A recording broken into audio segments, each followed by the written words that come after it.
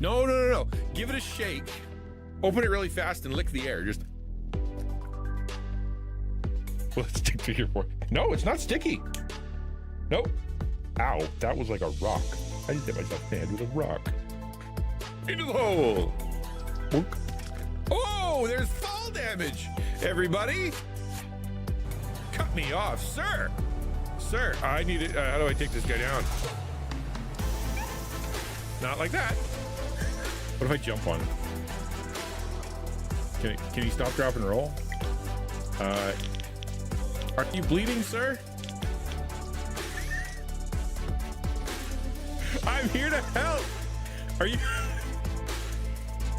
And if you look at what AI is doing for, for the people that are kind of losing their mind in psychosis, you end up going, okay, well, yeah, but those people are already kind of crazy, so they were already sensitive to it, and they, it could have been. But then you don't realize how it's affecting you. It looks so gross. Why question? Because look at it. That's why. It looks like, dude. Tastes like chocolate pudding, though. That was yummy.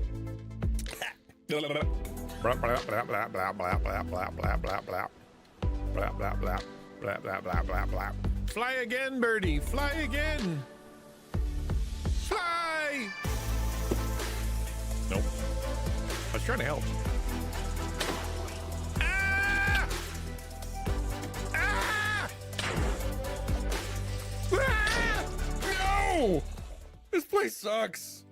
If he'd have done it right, he wouldn't have had to die on the cross, or he would have had a lot more friends, or the Pharisees would have listened finally, or he would have had, a better experience with his family, or a better experience with his hometown. Like if Jesus would have done it right, then he would have had as many people mad at him, or many people misunderstood him. All he had to do was explain it this way or see it this way. That's not how it worked. The plan all along was a man of sorrows, while acquainted with grief, a man rejected. That was the plan. And sometimes that is the plan. You're not. I was going to say you're not alone. In your loneliness, you are not alone, because other people are lonely, but then they're alone. So you are alone in your loneliness, and we are not alone in the fact that we all are lonely. Does that make sense? That totally made sense. No need to explain. Want to play? Let me have it. What's your problem? Why are you blinky? I am not capitals strikingly attractive. I'm above average, but I'm not a head turner. There's no way I can respond to that. That is gonna get me in trouble. Nope. I have gone through the options. I've played through the situations and all the scenarios, and there's no way to respond to that in a way that doesn't get me in trouble somewhere. So I acknowledge it, and we're moving to the next comment. And I already shook it, and the lid was off. Oh man! Oh, that was super smart. I don't know if you guys just saw that, but I literally just poured lemonade all over myself.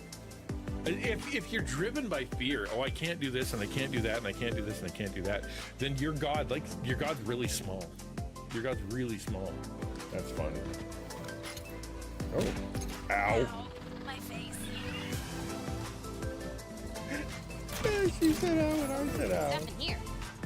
I'm enjoying this. To do the underground loopy doop so I could learn how to zip zap with. Hello everybody, welcome to the stream. I need to turn on music. I actually found a new playlist. We're gonna try playing this one. Should be fun. There we go. We got EDM. We got royalty-free EDM. Is it fully safe? Did I check? No. Does it have swear words? I found it this morning. Might. I don't think so. I hope not. Could. I hope not. It does have words. Dagnabbit. Why would you call yourself EDM if you have words and you sound really, like, slow? What's up with that? So much for that. Okay. Well, I should have listened to it beforehand. What do you want? Preparedness? Someone who knows what they're doing? Well, not here. Not on this channel. Still new. I feel like, hello, Jim. And hello, Quiz. I feel like I found new and better ways to mess up my stream every day. I'll tell you why I'm late. Let me add the timer.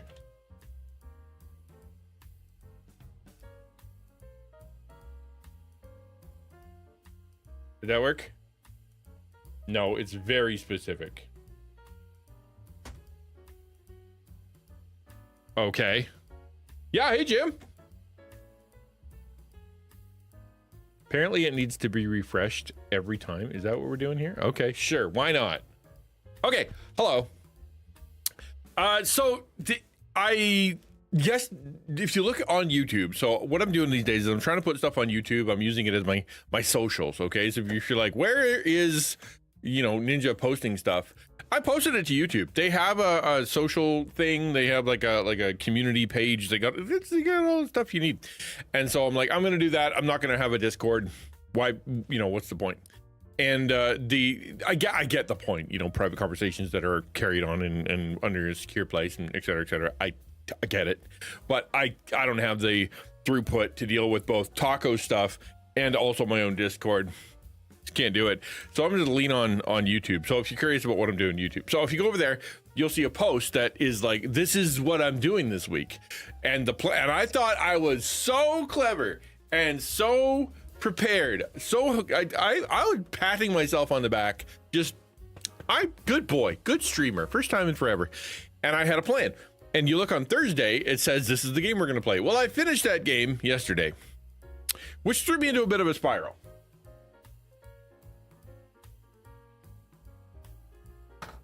Also, my daughter, Prince Theseus, has started streaming today, which she started at 10. I came downstairs. She's like, you better be watching my stream, my first stream. You better be on there. And in chat and stuff, because you did that for me when I was starting, and so it's only fair that I'm in hers. But so there came down. Usually I go down, I do devos, I prepare, I do some stuff, and now she was talking in my ear the whole time, right? And I'm trying to be in chat and kind of spur some conversation, etc. But I haven't prepared at all because she was streaming, and I like I said, I can't concentrate when I've got someone yipping. And so what I was trying to do is I was trying to do that, concentrate a little, but then also try to figure out what am I gonna play afterwards. Prince I'll give her a shout out here.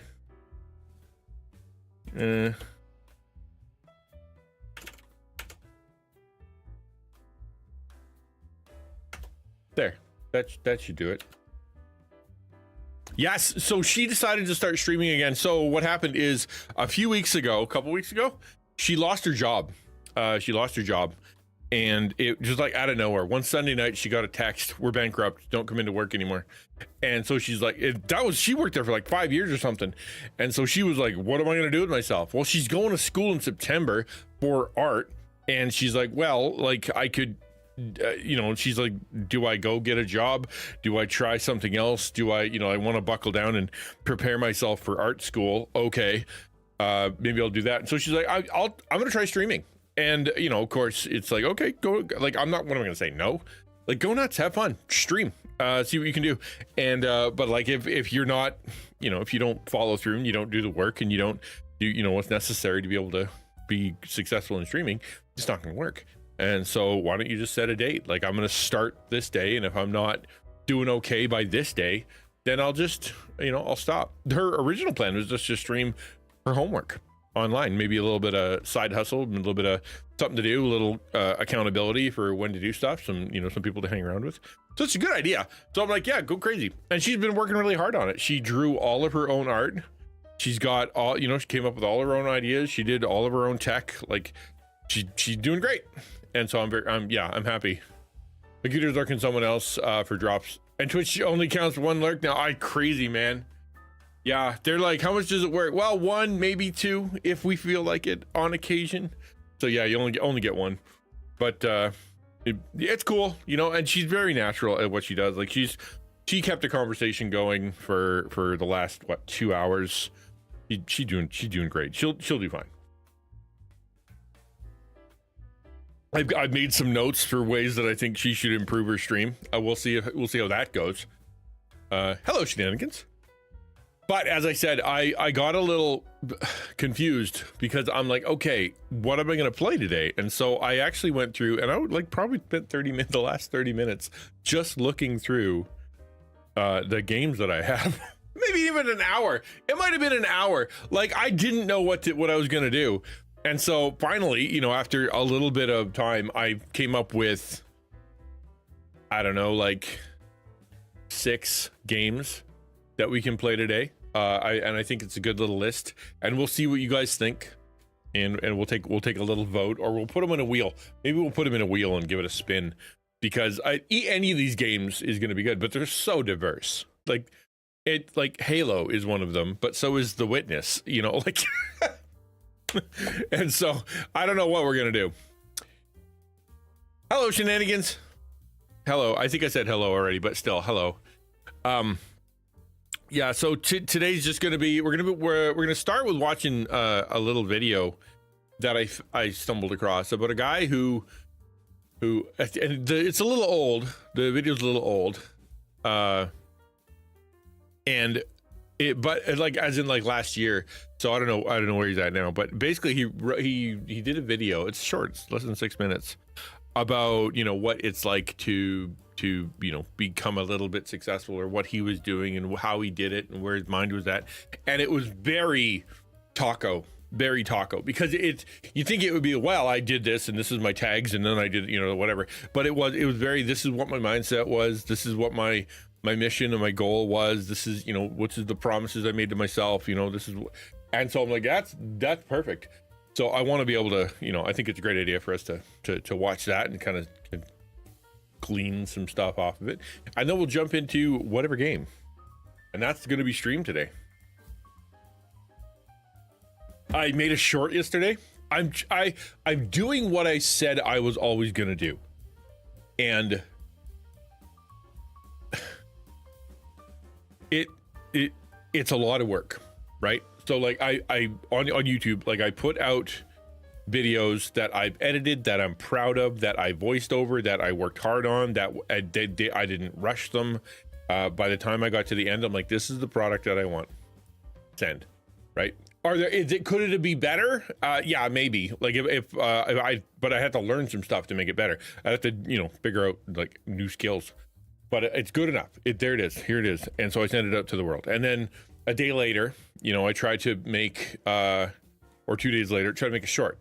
So instead of being like, try to cut something out, I made a short specifically, edited it in vertical, put it all together, and put it out on the on YouTube. So I'm trying to make content, which is so ironic, because the conversation on this channel was like, AI, that's super cool, right? And then you know, I get super into it, and then all of a sudden the artists, you know, are freaking out. I figure out, you know, why they're freaking out, so I stopped doing AI art, and now I've gone almost full circle. Not, well, I guess full way around, like all the way to one section, all the way to now I'm doing everything literally by hand, without, you know, almost no, like there's no AI generated like art inside of it. But I use it to come up with ideas and run analytics and things like that. But it's not, none of it is art. So it's so, because I would normally use it. There's some ideas that I have that I can't find B-roll or not know what to do, but it's fine. I'm enjoying it, and hopefully other people are. It's just, it's, you know, after the success of the last two videos that, you know, were able to get me partner and et cetera, that I thought that maybe I could put out a video and it would, all right, have a good one. I thought I put out a video and it would get, you know, it would do well, but it's kind of average for what the other ones would do. A little better than average, but still average. And so it kind of hurt my feelings, and I'm like, okay, yeah, that's a bummer, but it's okay. You gotta plug away. And actually this video, very, you know, the little bit that I saw at the beginning, like it spoke to me, where I'm like, yeah, you make a good point about, you know, kind of chilling out. So still under, so the links for Christian Ninja, like youtube.com/c/Christian Ninja still works. But the channel itself is now called Rethinking Influence. And so if you go on there, you'll see Rethinking Influence, but it's linked everywhere, so it's easy to find. and my face is on it, so you can't, you know which one it is. And the series, now we're up to six videos, I think. 5 videos? Yeah, 6 videos, but we're on the 5th episode. That's what it is. And so it's going really well. I think it's a lot of fun. But it's also something that I'm it's weird from a spiritual perspective, right? For me, I'm like, is this how God's going to provide? Is this, is it finally my YouTube takes off and I'm able to get ad revenue, and that's like the secret sauce for how things are going to go, right? Maybe. I got to fix that. I'm going to fix that right now as we're speaking, because that is clearly wrong. And I'm like, is that what it is? And so I get all spun out. I'm like, oh, this is it. I finally get to be a real YouTuber, and I did a good job on my videos, and people liked it, and I got a lot of compliments. And then release the next video, and this is like, and I'm like, okay, that was, I don't want to say flash in the pan, but it really was. It was one group that came in, and their whole thing is that they swarm, and they come in and they just like boost content for their favorite streamer, and then off they go. But I'm fine. Called you talk about the other day. Yeah. Dude, it's I think they're good stuff, and they're short. They're easy to consume. My kids watch them and they're like, that was pretty good. Thank you for keeping it short. So it's the plan is working, I guess you'd say. At least what I want to do is what I'm doing. How is that the better way to put it? My plan of things that I want to do on YouTube is the thing that I'm doing, so I'm happy. And I know that that's not where my money's going to come from, not where the attention is going to come from. However, it has. I've actually got more people on the YouTube side watching now than I have ever before, and so like having a little bit of attention over there did help. I'm going to change the custom command for YouTube. YouTube. There it is.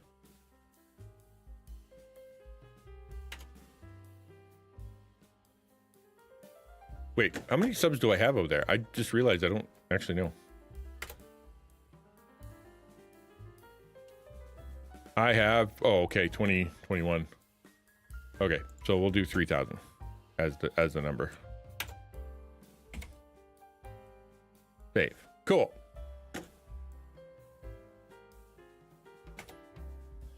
Yeah, perfect.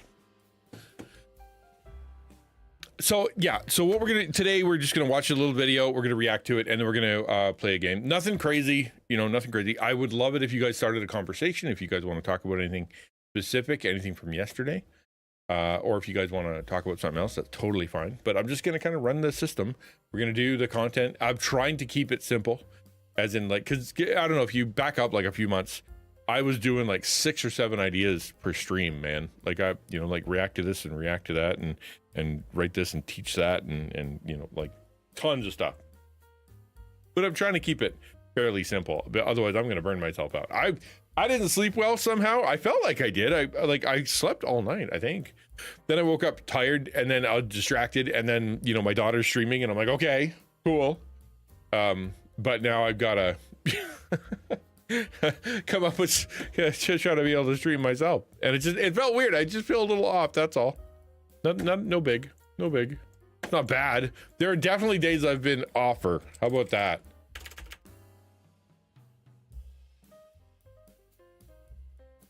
More off. I do too. It's a lot of fun to especially if they're a good video, right? If it's a video that kind of speaks, like I said yesterday, I wouldn't call myself a reaction channel on here. Like when you use the term reaction channel, it's often used derogatorily, in that it's like, well, you're not making your own content. You're just using other people's content and then nodding along. Well, I'll take a video that's 6 minutes long and we'll talk about it for an hour and a half. So like, is that reaction content? Technically, but it's not like I'm not adding value to what we're watching. I'm not just sitting there stealing someone else's content. So I think it is it's different, Okay, let me fire it up over here. Boop.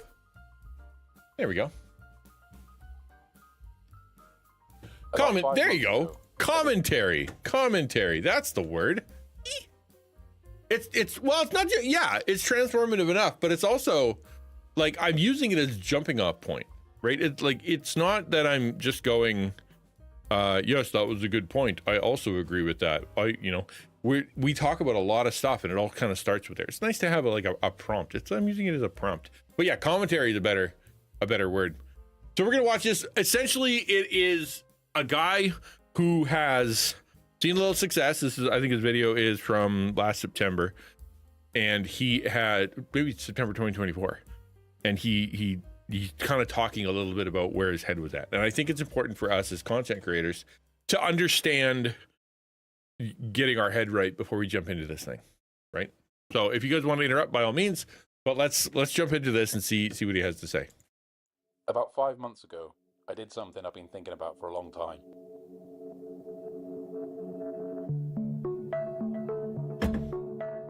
I bit the bullet and started making YouTube videos.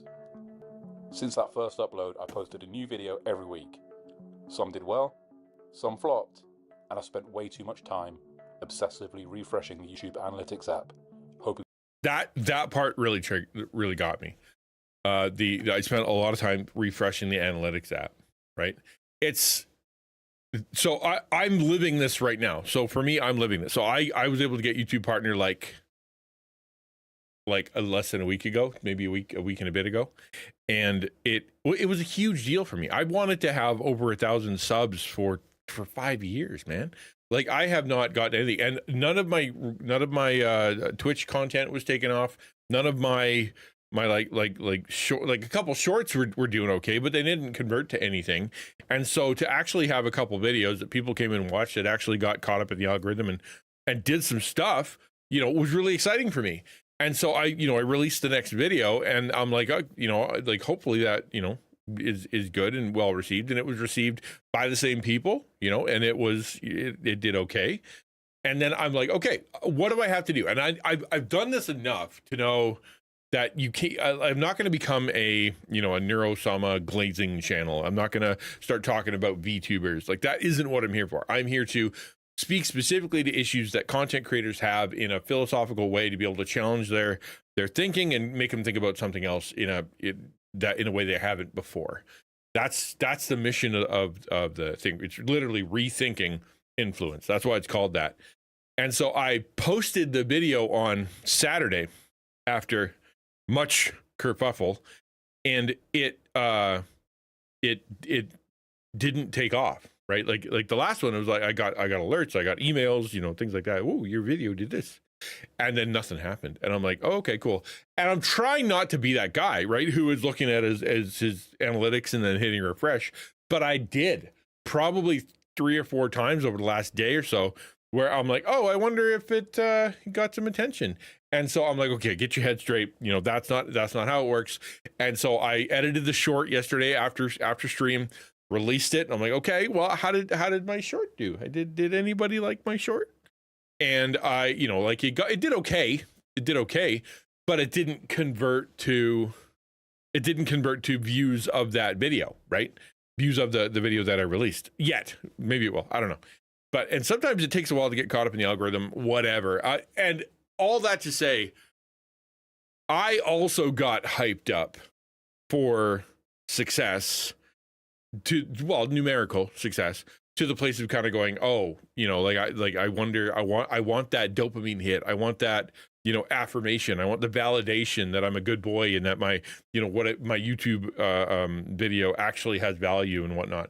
Because if you've ever done this, and throwing out a video to the universe and just kind of having nothing happen, right? And then doing that over and over and over, especially if you think you did a good one, like, you're like, this is valuable, this is good stuff, I think I did a good job, and then and you're like, man, that sucks. I'm talking to a wall, and I feel like I shouldn't be. I feel like I deserve for someone to listen to this because I put some effort in, and it wasn't happening. And so I lived that for a long time, and so then suddenly I'm like, I don't want to be that guy. But when he said that at the very beginning of the video, I'm like, yeah, I get that. I totally get that. I have talked for years how difficult it is for me not to get caught up in numbers, because I do all the time. Like my viewer is off. Like, I have nothing on my screens that say how many viewers are watching, because it would make me crazy. I would literally lose my mind. we did like we were doing I was doing a 2000 follower goal, hit it, and we didn't celebrate. I didn't know what to do. I'm like, I don't know what we're gonna do. I didn't really think about it, and then things were happening, and like we just didn't do it. And then Twitch purged like 100, like removed 100 followers from me. Probably they were bots, or probably they were dead accounts, or who knows what. And suddenly I'm back down to 1960, and I'm like, it. And I get it, bots, okay, cool, you have to get rid of those. But like, I'd hit this goal, and then suddenly I was back below it, and that it felt a little like a punch in the gut, because it was like I'm celebrating. I send it around on Twitch or back when I had X, like, look at me, I got 2,000. Look at it, yay, that's great, And then all of a sudden it's like, no, I don't. I've been abandoned by like 100 numbers. And so I try not to. Hello, Turkey. I try really hard not to get caught up in the numbers thing, but it is so built into the system that of analytics. Like today, I actually went to the dashboard. You probably have seen it. So if you go to the if you're a streamer, you go to your Twitch dashboard, and if you go to, is it here? I think it might be under analytics. Let's check analytics. Overview? Yeah, I think it's overview. Yeah, so here it is.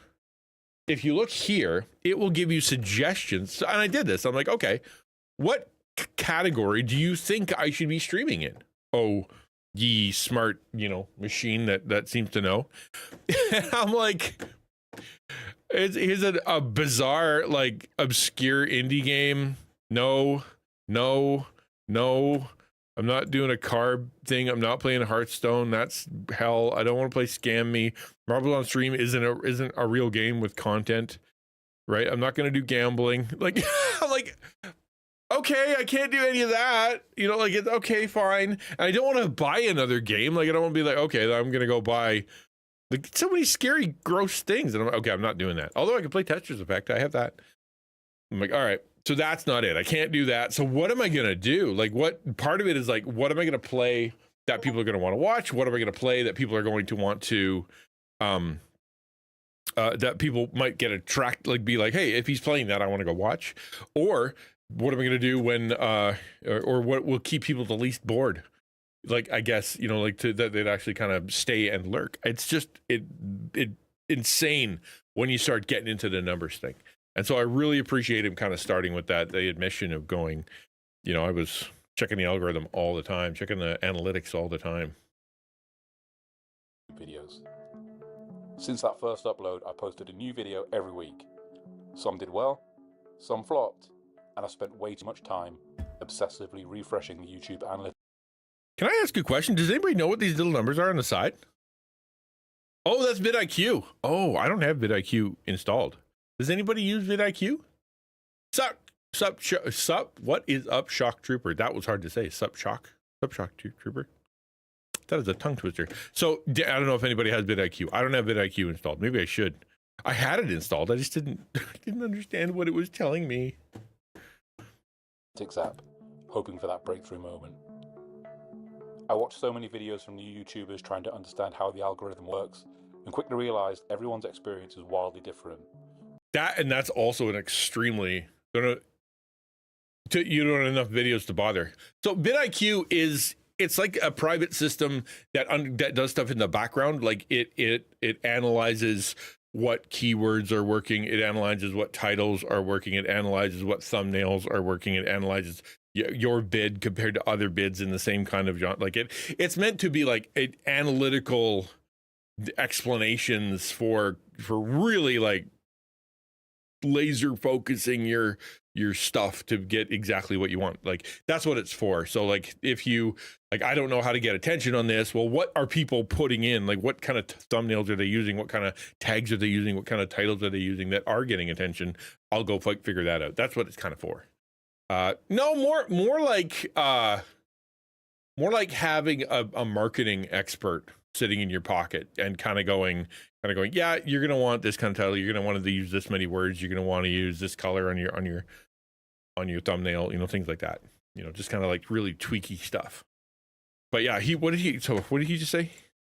I watched so many videos from new YouTubers trying to understand how the algorithm works and quickly realized everyone's experience is wildly different. Yes, that. So that is a really important thing, especially for new content creators, to be able to go, I want to replicate others. That is super anti-taco, right? Like what we do at the Alliance for Creative Outreach is try to teach people out of that. I want to have success, therefore I'm going to go and copy this person, therefore I'm going to, vidIQ, right? Use all these tips, tricks, and tools that I'm able to, so I can get, into the algorithm and stuff. And that is, to me, that's like step 8, right? That's like way down the road. All that, what tags should I use and what titles and how do I make a great thumbnail? Because if you start with that, I'm going to watch how to be successful on YouTube before you have any idea why you want to be successful on YouTube or what content you want to make on YouTube. Because I know there's a ton of people out there. It's the same with every channel, right? Like you ask every Christian streamer and you're like, what do you want to, why are you here? What are you doing? And he's like, well, I just want to be I want to be online and, be a place where people can hang out in a safe environment, and maybe we can talk about important things. And I'm like, yes, that's great. But why would I come to you? Like that is the next question, is why am I going to come to you? There are 17 billion people doing that. And like, what makes you special? What makes you different? What do you bring to the table? What do you offer that nobody else is offering or less people offer, or they are doing, but you're doing it better? Like, what is that? And 99% of the time, you just get a blank stare. Like they haven't even thought about it. They're just like, well, if me online playing X game while being Christian and nice equals my content, right? And I was like, well, no, those are all reactions too, right? Those are all like, well, the reason that you have all these things going, the reason you're on this platform, the reason you're on this is because you have a plan, you have a mission, you have something to say. And the best place to say it is YouTube. And the best way to say it is through live streaming. And the best way to communicate that and to help people, whatever you want to do, whether it be sell a product or teach them something or bring them together or help them get a resource, like whatever that is, the best way to do that is in this place and with this content, and this is where they are. And so that's why I play this game, or that's why I make this content, or that's why I draw, because that's the environment I want to make, and that's the people I want to attract, and that's how I want to attract them. All this happens after you've said, this is what I want to do, right? This is what I want to do. I want to serve people in this way. I want to share my life in this way. I want to educate people in this way. I want to, inspire people, or I want to or entertain people this way because it's meaningful to me. And the same journey as everybody else, right? So I went and I spent all my time looking at analytics, and then I freaked out, and I was like, okay, cool. I want to be, what are the successful people doing? And he's like, it's all over the place, right? He's like, nobody's the same, and that's true. You can't replicate other people's stuff. And it comes out of nowhere. Like there'll be a channel where somebody's working out and just kind of talking to the camera in 5-hour videos, and it blows up. And you're like, well, that doesn't make any sense. And then someone else is doing animation and they're amazing at it and they get no views. Some of my favorite VTubers that I've looked at can't get much attention, even though they're amazing at it. And then you're watching some other people that have 2,000, 5,000, 10,000 viewers or whatever, and they're barely interacting. It's like on their phone, like, and none of it makes sense. And so like that first 2 lessons, like I needed to get my base out of the analytics, and I needed to realize that what I bring to the table it might be different, and my story is going to have to be different, is super critical. And yeah, that stuff really does kill. I think it's fun, but it's only fun after you've figured all the rest of the stuff out, like all the tweaking and all the parameters. Yeah, like it's if that's where you start, you'll go nuts, because it's like a moving target. It's so hard to figure out. But at the same time, not at the same time, but if you start with, this is what I want to do, and this is why I want to do it, and this is the stuff I want to make, then later down the road, you're like, well, I'm going to try to tweak, like what's the best tags to use and what's the way to do a better title, and maybe I'll do some A/B testing and things like that in order to try to squeeze a little bit more out of it, just to be more professional. I think that's appropriate, but it can't be where you start. So I thought I'd share my journey. Right on the cusp of becoming monetized, this is my time capsule from this point in my YouTube journey. Who knows, maybe I'll revisit it someday if I'm lucky enough to hit 10,000 subscribers. Let's just check real quick. He's got 25,000 subscribers right now. Oh, he did another one. My journey to 10,000 subscribers. Let's watch that next. That looks okay. Let's watch that next. After we watch this, I didn't know he did that. Cool. That's even better. Hello, Hannah. I'm naturally an introverted person. I love spending time alone on woodworking projects or going down endless YouTube rabbit holes. Who isn't? Does anybody know any content creators who don't self-identify as introverted? Like there are some. Like there's obviously extroverts out there, obviously. But I tell you what, most are like, well, I like being by myself, and like I have a couple friends, and it's never it almost so rarely I'm an extrovert. And I just need to ooze, stuff onto video. I think you almost need to be an introverted type person. What's up, Doc? In order to be able to sit there quietly and edit for long periods of time. Because if you had friends and you were energized by people being around, you would go crazy during the editing process because it takes so long and it's so boring and it's so repetitive. Yeah, you're up early, time for school, get ready. Over the years, I've watched countless small creators grow their hobby-based channels, and the idea of giving it a go myself started to take root.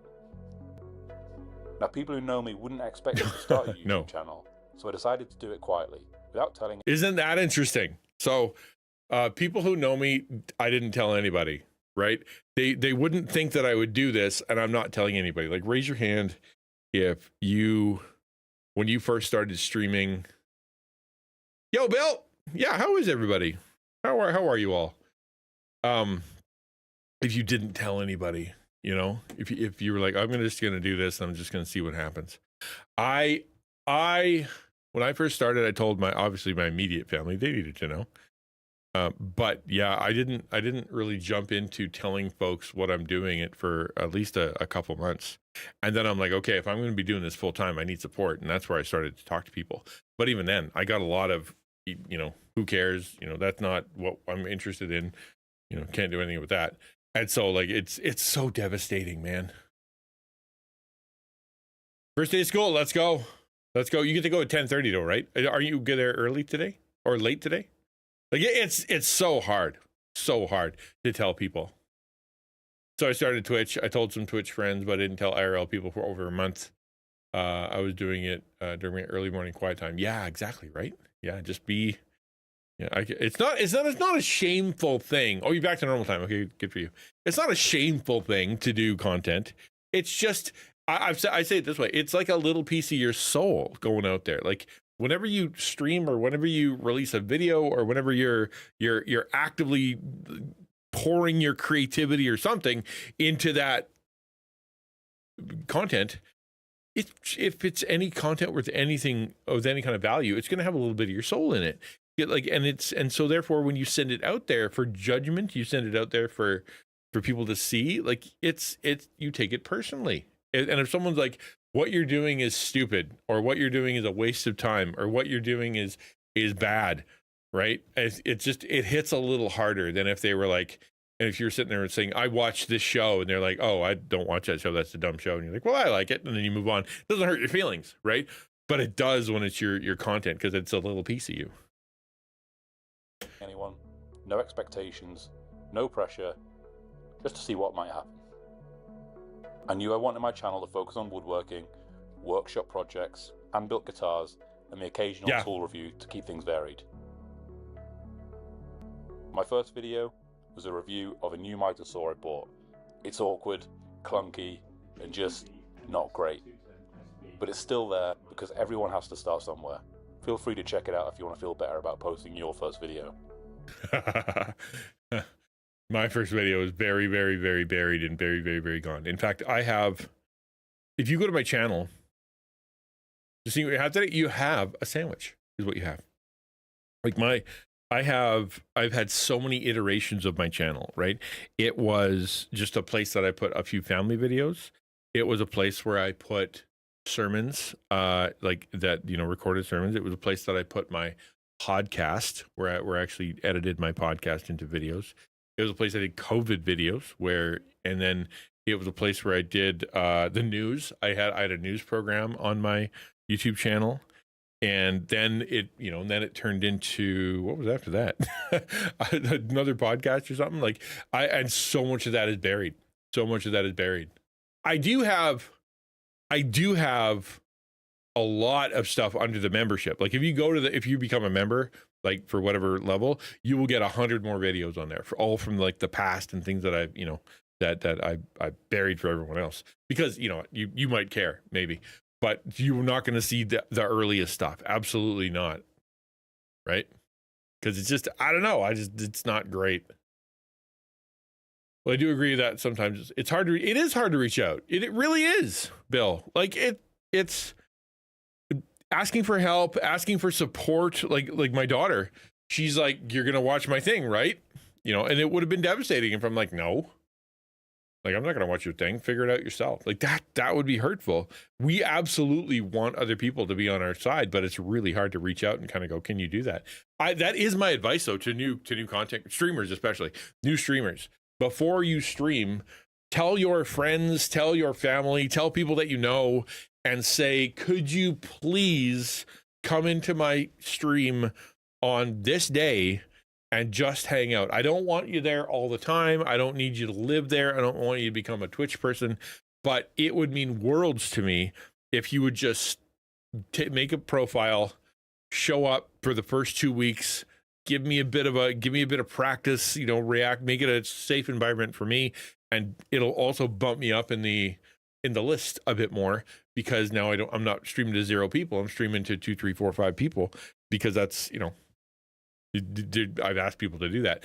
I think it's a really good way to start. And I would say further, if there are not enough people in your life that you don't have friends and you don't have family and you don't have anybody to say any of this to, you might want to consider rearranging some of your life a little bit to making some real IRL friends and whatnot before you jump into streaming, because who are you going to stream for, and what's it going to, it's going to be harder. It's going to be harder if you don't have some people in your corner in, you know, the real world. I remember the boys in my class found their kids channels back in the day, and I was thinking, oh yeah, dude, that's going to happen more and more, right? Like, I think it's crazy that, and that's why I don't know if your country does, but I know Australia does. I think UK is going to. I think India does, and I know Canada's talking about putting a limit, like an age limit, on when you're allowed to have social media. Canada's talking about age 14, and yeah, because when you're dumb and young and putting things on there that you shouldn't put on there, that lives forever. And if you leave it on there and you don't think about it, and someone goes and finds it later, they can do some real damage to you, like just because you were dumb back in the day. Like it's got to be so careful. You note that is good for streaming. It is not good for YouTube algorithm. Do not have people sub who will not keep watching the type of content. Yeah, that's specifically for streaming. Yeah, specifically for streaming, because the way that it works for YouTube is if they sub and they don't watch, pity subs actually work against you. If they watch the first 10 seconds, and then click off, it tells the algorithm that video sucks. That's what it does. So they're like, "Oh, I watched 5 seconds, gave you a view." All that did is tell YouTube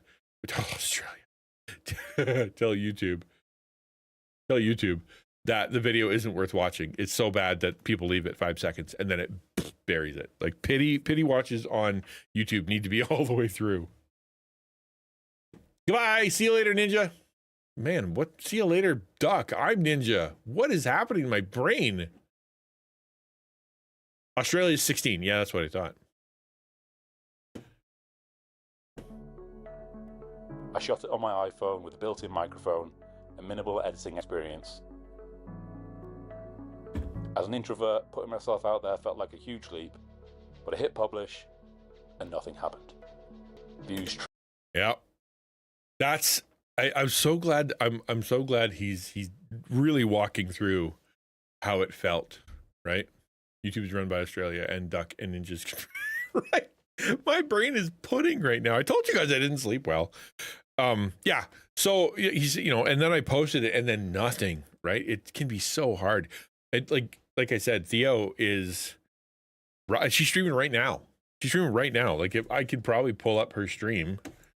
Let's see. Yeah, Prince Theseus Twitch. Yeah. So no, probably not. That probably needs to be typed in. Like, she's currently on. Oh, she's currently on a break. But this is hard.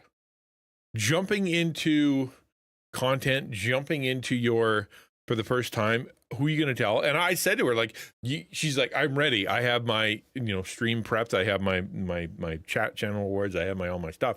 And I'm like, so you say you're ready, but have you told anybody you're streaming? Right? Have you told anybody you're streaming? And the answer was, well, not really. I'm like, then who's going to show up? Who do you think is going to show up to an account that hasn't streamed in 3 years and that it just kind of shows up? Like, who's going to come? And she's like, well, someone should come. Like, well, maybe, but you better start telling people. Have you told your friends? And why haven't you told your friends? Well, I'm just kind of waiting on it. Like, and because it's a big deal. Insert Twilight Zone team. True enough. It's my brain is completely just making things up right now. But yeah, isn't she good? Look at that. She's so good at art. She's good at arting. Will she art for me? No. Have I asked many times? Trickled in. No likes. No comments. It was honestly a bit of an anticlimax. But I kept going. After watching it. And this is but I kept going is important. And there are a lot of content creators. It's good to see you, Justin. Hello. Thanks for coming by. There's a lot of content creators out there that will post once or twice and won't see success. And they'll misinterpret what that means, right? They'll misinterpret what that means. What it means is that they haven't been picked up by the algorithm. They haven't told anybody they're doing it. They don't have any proof. Their system, their tag system, they haven't learned enough. They still need practice. But what they feel is, I put it out there, I tried, it didn't work, which isn't true, right? The system isn't designed for you to pop a video on there and then it'll just tell you whether your video is any good. That's not what it does. There's so much more going on behind the scenes. So if you pop it on there, it could be the greatest video ever, but because say your thumbnail isn't right, because the click-through is off, or your tags aren't right, or you forgot to put them in, or your description is weird, or you just you don't get picked up. All that stuff factors in. So if you walk away like, well, I tried, I put on 2 videos and nothing happened, you have to keep going. You absolutely must keep going. The only way for the system, literally the system, right? Like the system, whether it is discovery on Instagram or whether it's discovery on YouTube or Rumble or TikTok or any of it, the only way it works is if you post consistently. That's why they talk about consistent posting, not only because it's a good habit, because you'll make better videos, because you have to start making videos or you have to start making content, but because that's literally how the system works.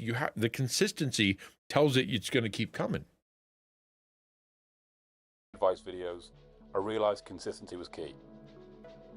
I committed to posting weekly and started documenting a guitar build. Again, nothing happened.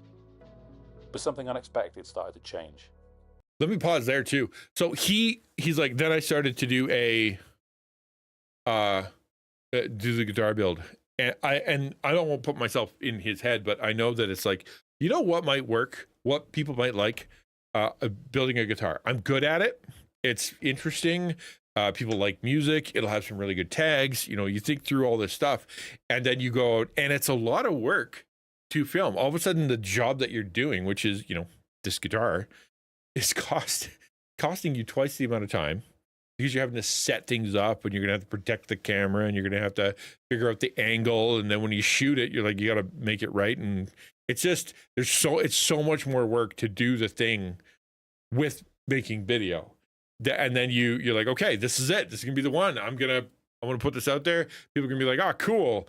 And then it'll be worth it. And then it still doesn't work, right? That's what you said. It's still nothing. To back up a bit, talking about letting people know you're streaming, I do wonder when someone should make their own Discord to tie to the channel and not rely on other self-promo channels. Well, Discord, in my opinion, Discord is for an existing community to communicate with each other about insider stuff, right? To me, that's what Discord's for. It's not a promotional thing. It is a place where you put your community because they need somewhere to talk to each other, right? Taco, we could do all of our talking live on stream and on each other's streams. It doesn't work though, right? If we're going to be talking about stuff, you need somewhere to go, somewhere to put the resources, somewhere to ask the questions, somewhere to do all that stuff. And that Discord is perfect for that. If you're just a private streamer, you don't have a whole lot of people, right, that watching, then who's going to be in your community? What are they going to be talking about? There's so many people that have Discords that there's nothing there. No people, no content, no people, nobody do nothing. And the reason is because it doesn't have a purpose, right? It's not meant to promote. It's meant to bring together the people that are already there. It's kind of like a room, right? Like you're meeting people, and you're like, hey guys, come over for a party. And then they come over here party, and like, no, they're all in the same room. But if you go stand in a room and you're like, hey, where's the party? And it's just your room, it doesn't make sense, right? Well, so that's what you're saying is what I think you're saying is basically, what if you know people like, well, Joe, you have one, but it's not creator focused. It's like con focused, right? It's for a different purpose. And so therefore you're gathering people for this other purpose. And then you're like, well, I'm going to go and stream now. And so therefore you go to your community and you're like, hey, I'm going to stream. You're advertising to your community, but your community was built on something else outside IRL or with a different purpose because you all wanted to talk about that one thing. Yeah, makes sense, but it's still got to come around something. In fact, now that I think about it, Jones, if you have a Discord that is all about people that are going to cons, or people that are into cosplay, or people that are into, paintball, or, all the stuff you're into, then if you were to advertise content, or you start making content, you'd think the content that you're advertising to them, the communities that you built, the people that you want around, is going to be the stuff that they're interested in. Paintball stuff, or con stuff, or reviews of things that are at the con, or memories, or sharing whatever, because that's what the group of people that you've attracted are into. That's why they gave you their time. And so saying, come over and watch my Final Fantasy stream, they'd be like, well, I like talking about cons with you. I like talking about cosplay, and I like talking about paintball and stuff with your group. I'm not into Final Fantasy, but if it was like, I'm going to go talk about stuff you guys are talking about, then it makes sense that your Discord would drive the engine of your stream, right? That would make more sense, but you have to gather them for a reason. Weekly, and started documenting a guitar build. Again, nothing happened. Something unexpected started to change. YouTube gave me a reason to prioritize my woodworking projects. Life often gets in the way, but by committing to weekly uploads, it meant I was carving out time for what I loved. Oh, see, if that wasn't natural for him, that's even better, because his hobby becomes two hobbies in one. I don't know what you mean, Lalitha. If you're self-promoting, though, maybe don't. I don't think self-promo channels are really helpful. Only a few people. Yeah, dude, I don't know. I only time I ever go to, hi Hannah, only time I ever go to self-promo is if I'm like, I'm going to go scan through to see if there's anybody I'm not following. That's it. That's all everything I do. I've been posting in the self promo channel because it's the only place in the taco that I can post my stuff. But I don't think anybody's going to see it because who's checking that channel?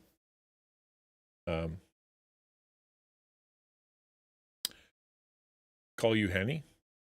Yeah. I don't know. Mod, can we get a Lalitha, if you're gonna be here, let's talk about the stuff that's on screen and the stuff that we're talking about and not talk about your YouTube channel. If you want to talk about YouTube and you want to talk about, you know, like the content creation, that's what we're here for.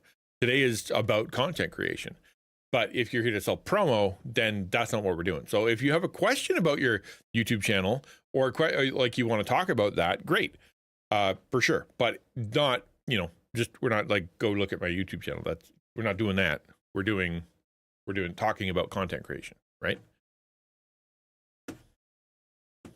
Okay. So yeah, cool. He's got 2 hobbies in one now. Nice. Yeah. Of course, building things for a channel comes with challenges. Time in the workshop, editing, voiceovers, thumbnails, it all adds up. But I stuck with it and eventually things started to pick up. Yeah, that's what I was saying, right? Everything is now takes longer, right? He's got, like, how do you get a top-down shot? Well, he's got to go find some kind of rig, some kind of something, be able to hold the phone so he can hit the go, so he can do the thing.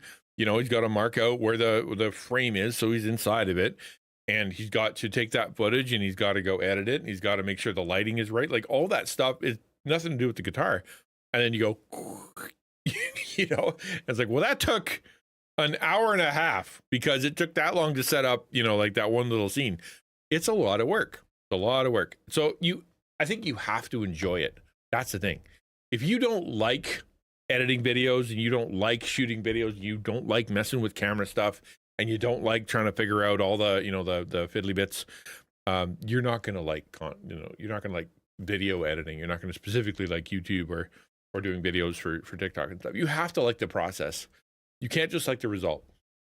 If you're like, well, I do it so that I can get attention. I do it so I can get, you know, brand deals. I do it so I can get popular. I do it so I can get money. That's all stuff that happens, you know, as a result. You have to like the process. A lot of the content people that we talk to or that we listen to are like, here's how to do it, and here's how to do it, and this is what you got to do, and this is what you got to do. I think they presume that you want to make content, that you want to talk about camera stuff, and you want to talk about lighting stuff, and you want to figure out editing techniques, and you want to argue about the best transitions, you know, as to what you should do, and like, because why would you be doing it otherwise? But I wonder how many people are either streaming or taking or making videos that actually don't like the process. They're just doing it, and then they're frustrated because they're not successful. I think that's going to come out in your art. I think it is. The views came first, then the comments, then subscribers. Slowly but surely, people began finding my videos and enjoying them. Let's go back. And subscribers. Slowly but surely, people. So this is July, August, so June 2024, babe. Channel September 2024. So if he started in June and had nothing, July, August, September, he's posting weekly. That's 12 weeks he's posted, at least. Then it gets to end of October. So let's say that he's done 15 videos at that point. So he's done 15 videos per week, shooting, lighting, editing, putting them on there, trying to get better at it, trying to figure out his system, get a little bit better equipment, get a little bit better timing, you know, figure out some stuff, read a couple comments, you know, make a couple tweaks before something happened. And that something that happened, let's go back to where's his number? Let's take a look. First, then the comments, then subscribers. So that's views. So that's 300 subscribers, right? So by October, at 16 weeks in, give or take, he's got 300 subscribers. That took a long time, right? That took a long time. So that's at least 16 videos. That's at least how many hours does it take to make a guitar and then shoot it? Like that's not inconsiderable. Slowly but surely, people began finding my videos and enjoying them. You could also say slowly but surely, I started making more enjoyable videos, right? That's part of a way to say it too. Is slowly but surely, I started to make videos that people like more because I got better at it. I figured out the timing. I watched back some of my videos and was like, oh, I could have fixed that. I could make that a little bit better. And so I started making better videos. I think both probably happened at the same time. One turning point was when I tackled the project I've been putting off for years, building a new workbench. The pressure of weekly uploads pushed me to start, and I turned it into a series. There you go. See, I'm going to do this. I have to do this anyway, as in make content. I have to make content. What am I going to make? I just did a guitar. What's next? What's next? What's next? Well, I said I was going to make a workbench. I guess that's going to be content. I think there's nothing wrong with that, right? Like, because they're coming to watch you work on the thing. You just need some excuse of something to make. You don't have to like make it viral and make it go crazy with it. It's just got to be something that matches your mission, matches your purpose, matches your content. Like for me, I'm actually thinking about that right now. So I have, that talk I gave at Reach. It was it's two big talks mushed into one, and each of those talks has little bits inside. And so I wondered, should I take the first talk in there and actually teach me how to raid? Oh, they don't know how to raid? /raid. Type in the name. Not that hard. The sorry, that was funny. That was distracting. What did I say? What was I saying? I got lost. Oh yeah. So for me right now, I'm thinking about this. Hi Theseus, how did stream go? And like, do I take that one talk that I gave? It ended up being like a 40-minute talk, and cut it into, it would end up being theoretically like 10 videos. Or does it have to be self-contained? I'm actually fighting with myself about this now, right? It is content. It is something I want to do. It is something I want to say, but is that right? Right? It would just be really easy to know what I'm doing next week because it is the next thing in that video series. I'm taught. And am I the only one thinking about this stuff? Am I talking only to myself? Does anybody else in chat right now thinking through your content, thinking through your stream schedule, thinking through what you're doing, why you're doing it, struggling with the views and the numbers or any of that kind of stuff? Is anybody else vibing with anything we're talking about here?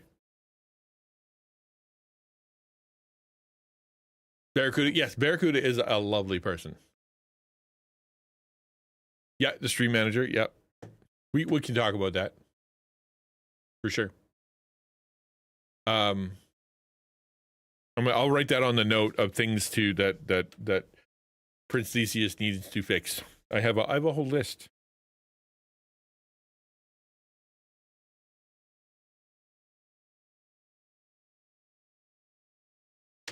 All right. Okay. If not, then I'll keep talking to myself. Each week, more people tuned in, and their supportive comments get me motivated. By this point, I'd started to relax into my style. My voiceovers became less serious, pretty unlike this one, more self-deprecating, and viewers seemed to connect with that. Then, out of nowhere, my first video got picked up by the algorithm. See, that's super interesting. As I was working, as I was doing this, my style shifted. And my style, no, dude, I can't think today. You should hear some of the sentences coming out of my mouth earlier. My style started to shift, and it shifted into me being more comfortable and being more myself. And then people, then when people picked that up, they thought it was more interesting. There's a lesson in there, right? I agree that there are different kinds, right? Different kinds of styles. Like if you go look at my stream, usually high energy, usually nonstop talking, usually me yelling. I yell for the 4 straight hours, right? The whole time. If you go listen to my videos, they are quiet and they are more like way more chill. And that's purposeful because I want it. That was the vibe that I was going for in my head. I want it to be that kind of video. And is that the best one? Should I be doing this? I don't know. but that's what I've decided. And it's interesting to me that it was like, I started being myself, and then, you know, things started to happen. Just interesting. He found his style. Well, he didn't just find his style. He chose to loosen up, which is kind of a big deal, because some people, the way that they approach the content, some way they approach the, you know, whatever, is I need to be, you know, more of a stickler. I need to be, you know, more professional. I need to cut, you know, really be careful with the edges and make sure everything is really sharp, as opposed to I loosened things up. I loosened my language. I loosened my editing style. I started to, you know, be a bit more trying to be funny, which is harder to do. That kind of thing is sometimes people don't think that. They think they got to go the other way and just like really buckle down. I need, you know, a better camera. I need to shoot in 4K. It's the problem is that, you know, I need a better microphone. The problem is that I need to you know, script every word, you know, things like that. And it ends up actually, you may have just needed to, you know, take the stick out of your butt and try to talk normally. And then people might might listen more. Maybe some people talk with a stick up their butt and it's better, but for some maybe not. Yeah, of course I remember you, James. Good to see you. It was a quick review of a pocket hole jig I'd used for a workbench. I threw it together with recycled footage, added a silly spit take and an AI-generated one-trick pony joke, and poked a bit of fun at Americans in the voiceover. To my surprise, it took off. 5,000 views, 10,000 views, 20,000 views, and eventually started slowing down with just over 23,000 views. So I had the same thing. That's exactly what happened to me. When you first start something like YouTube, it can be awkward, and then you cannot really know what to do. But as you go on, you learn things to loosen up. So I would say that you shouldn't start until you know what message you want to give, or where the heart is, or the people you want to talk to, or you know, all that stuff. Oh, thanks so much. I appreciate that, James. Like, you need to know why you're doing what you're doing. We talked about that. And then when you start doing it, you're gonna suck, right? That's the way it is. You're gonna be not great. I show, like, go back and look at my early. I'm gonna show you because it's bad. Hold on. Twitch. Let me show you my very first stream. All time. No. How do we do this? Oh, oldest first. This is my original start screen. Okay. Like, if you look at that, it doesn't even go full screen. I don't think it's not big enough. Like, it's just, I think it looks cool. I still think it looks cool because purple. Okay. That symbol is rad. But it's obviously very cheesy. Yeah, I'm having a good day today. And then this is the style I actually did of, why won't it go full screen? That's so funny. Just because it's too old? It doesn't have enough resolution? I don't have a full screen button. It's so funny. But yeah, like, if you look at that, this is what I've got. It's simple, you know. It got so many colors. It's got all kinds of like stuff going. I worked really hard on it, right? I know, so old it can't even go full screen. That's crazy. I don't know what the deal is, but I worked really hard on it, and I thought it was super cool. And not only did I think it was super cool, I'm like, how do I make a circle? I want it to be a circle. How do I, you know, like, I know that I'm going to be playing things that are 4x3. What is the best kind of frame for 4x3? What colors am I going to use? All of these are different layers. This moved. The background moves. Maybe not. Oh no, you they're know? gonna make me do the whole. That's cool. Like, the background moves. I might go back to this. It's so great. But like, it didn't last for long before I started to like, how long did it till I changed? Nope. Oh yeah, there we go. So, no, that's still different. How long until I changed? Took a little while. Wow. Oh, that was it. Okay. Once I turn into a square. So a circle, circle, circle, circle, circle, circle, and then square. Where's square? This is square. Yeah, suddenly I'm a square. So how long did that last? May 2021, and this was March 2021. March, April, May. That's how long I could stand it. and then like, I changed so much because I can't get comfy with what I'm doing. I'm not saying that's a good thing, but I am saying that as you do whatever your content is, your style is going to change, your comfort level is going to change, your what you think is good is going to change. All your old ideas are going to be down. That's why I tell people, don't spend a bunch of money on your overlays or anything when you first start, because within 2 months you're going to hate them. And that's just true. You're going to put them all together, and then you're going to stream for a little while, and you'll be like, well, I don't know why I made chat look like that. That doesn't work. I don't know why I put, the alerts there. I don't know why my camera's over there. That's not working. What the heck? And you'd be like, I need to fix this because this system isn't what works best for me. So you're going to change it. And so if you locked yourself into a $60 whatever overlay set, that's kind of a waste of money, because now you're either hampered by having to work with it, or you're gonna have to buy another one. Just do something free, figure it out for a couple months, and then figure out what you're gonna do. Same thing with this, right? It's like there's so much money he could pour into this, but he's choosing, I don't know if he is, but it still looks like his phone. It doesn't look like he's changed cameras at this point. So he did it right.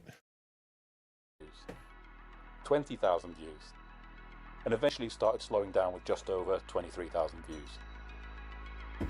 The comments flew in, mostly light-hearted. My subscriber count jumped. Turns out not taking yourself too seriously works. After that, other videos began picking up momentum. So yeah, the not taking yourself too seriously, but also being comfortable on camera. I said this in a previous video, your anxiety is going to carry through the camera, is going to carry through the content, and people are not coming to the stream or your content or your video so they can feel more anxious, right? People are normally looking for something that is going to entertain them or educate them or calm them down or be friendly. And so if you're oozing discomfort, then that's the vibe you're going to put off, and people are going to be uncomfortable, right? Uncomfortable. So that comfort level, when he's like, and I started, no, it's a hot dog. So this thing is going to stop on a dime. This is a very cool system. That comfort level is a secret, right? So watch this. It's pretend it's a finger is what you're supposed to do. I tried replicating the pocket hole video's success with a table saw review, but it didn't take off. What? Lesson learned, YouTube will humble you quickly. So there is a saw out there. That's not what I expected. There's a saw out there that if it touches flesh, there's a super really hard spring-loaded bar, and it's got an electric sensor or some kind of thing. And if it even a hint of your body, it will stop, so much to the point where you won't even have a scar, right? That's how fast it'll stop. Maybe have a little, but you're not going to lose a finger. I thought that's what he was testing. Right? Turns out he was just killing a hot dog. All right. Content, right? Nothing is guaranteed. Still, I stayed consistent, and after about 4.5 months, I finally hit 1,000 subscribers. As I'm recording this, I'm currently about 600 hours away from the magic 4,000 hours that you need to join the YouTube Partner Program. So that happened to me overnight. That was something that I worked on my channel and used my channel and changed my channel the channel was started in 2011. I posted my first actual video that wasn't just a home thing in 2014. I've had probably 5, maybe 6 series on there that have come and gone, and I never got past 650. I don't think. I definitely never got past 700. That's how many? About 650, right? If you look at my analytics, let's see if I can do this.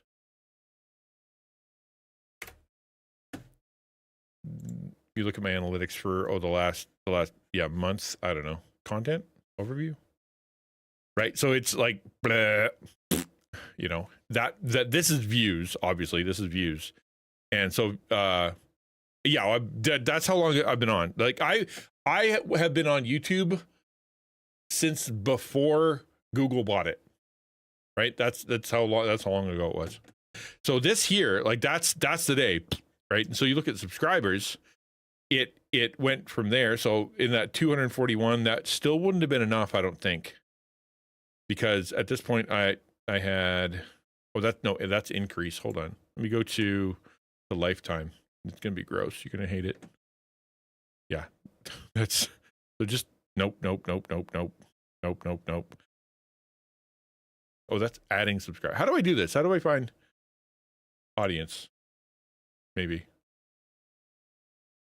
I can't remember what the button is, but there's a way to find out how your, monthly audience. There you go. Let's go lifetime. Actually, we don't see, there's no audience. None. All the way back here. Nah. And I get my first subscriber, I guess, there. So let's go back to August 14th, 2007. Custom, August 14th, 2007. 07. Apply. If you see the fluctuation, right? Like it's pretty crazy how fluctuated it is, because it means it goes up when I make something or whatever, and then it just down and then up and then down. Like it's just the views are bad. And then all of a sudden last week, right? Last week it just pops off. Whoops. And now I'm partner. And I mean, like, there's January 15th, that's January 24th. And subscribers, I'm there's 240, there's boom, I'm partner. I now have 2200 subscribers all at the same time. And it's like, well, that's cool. But there was years of trial and error before that ever happened. Years. And I mean, I've been posting VODs and editing videos from my stream to be putting on there consistently throughout my career. Like it just was never something people wanted, or it just wasn't. I don't know. It wasn't good. I thought, and the thing is, oh, maybe it's my YouTube channel is broken. Maybe it's the problem with my YouTube channel. But it wasn't. It is. It was, I wasn't making good content. The link in the about isn't working? I'll take a look. Monetize the channel. Just use this one. Starting a YouTube channel is a slog. Most channels take over a year to hit 1,000 subs and 4,000 watch hours, and it's a ton of work. Planning content, filming, editing, and of course stressing about analytics. But it's been worth it. I've learned so much, prioritized my hobby, developed new skills, and connected with people who enjoy my sketchy techniques, self-deprecating humor, and tedious jokes. As I approach this first milestone, I wanted to reflect on how far I've come. Maybe I'll make another video if I hit 10,000 subs. That might take 10 years, or 10 weeks, you never know with YouTube. For now, I'm focused on improving my workshop, making better videos, and trusting the process.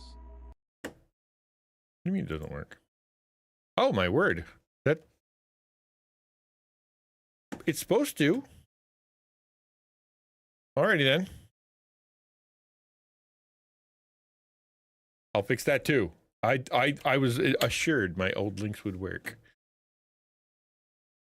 If you're thinking about starting your channel, here's my advice. Just start. You don't need everything figured out. Be yourself and do what you love. How many times have you heard that advice? Right? How many times?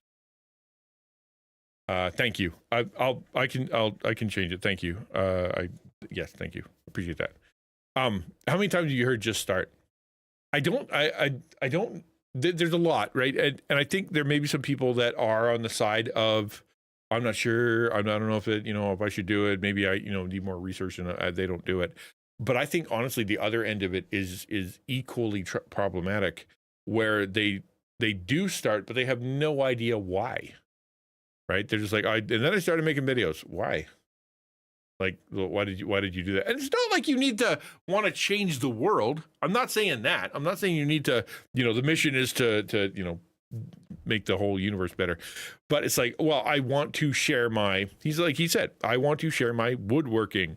I think it would be good videos. I want to be, that's the content I want to share. But a lot of people, they, especially with gaming stuff, they don't stream because they want to share the game. This is coming off the top of my head, but I think it's absolutely correct. a lot of streamers, a lot of content creators don't stream the game because they want to stream the game. They stream the game because it is the easiest content that you can make.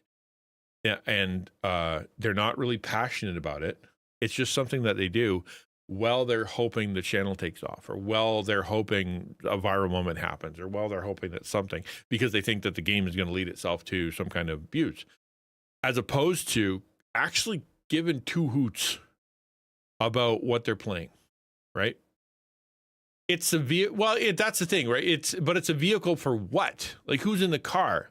Where are you going? Where are you taking them? Because for me, the gaming part is an excuse to be on there so that one can, like, we can have time for discussion, or it's a way to launch a discussion, or it's a way to have a shared experience that's kind of weird and interesting, that we can all be like, wow, that was weird, and there's something that we can do together. It's community based. That's what all those things are.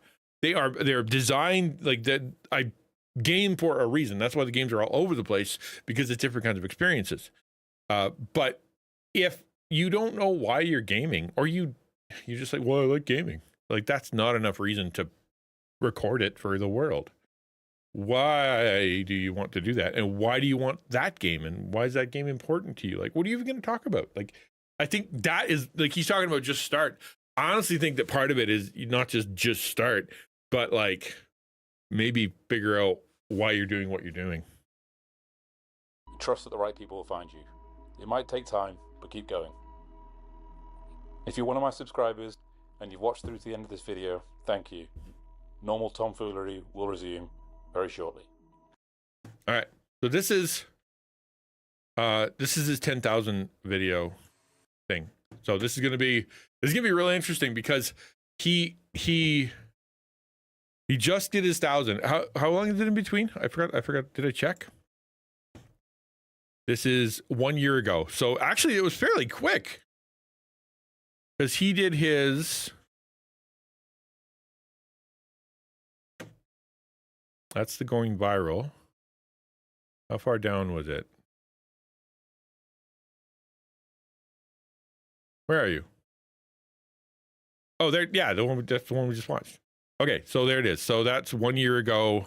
Does it give you a date? About 5 months if it gives you a date. I did something up. No, not really. So how many videos are in between? Let's put it that way. Where are you? Just start. Where's the just start? There it is. So 1, 2, 3, 4, boom. Okay. So this video he did got 901,000 views. So he did a just start video with 901,000 views. And then he's like, he does it show the date? No, apparently not. Well, maybe it does, but we know that he's doing it weekly. So it was 1, 2, 3, 4, 5 weeks between I got 1,000 views, or I'm almost there, and I have now 10,000 subscribers, not views, subscribers, right? And yeah, that one went off, right? So here's the next one, 10K. Here's the next one, 3.5K, 7.8K, 4.5K. So he's back to his normal numbers, right? All his numbers are very, very normal. And that's the same throughout when he started, right? Like, this is very familiar, because I have the exact same thing. If you look at,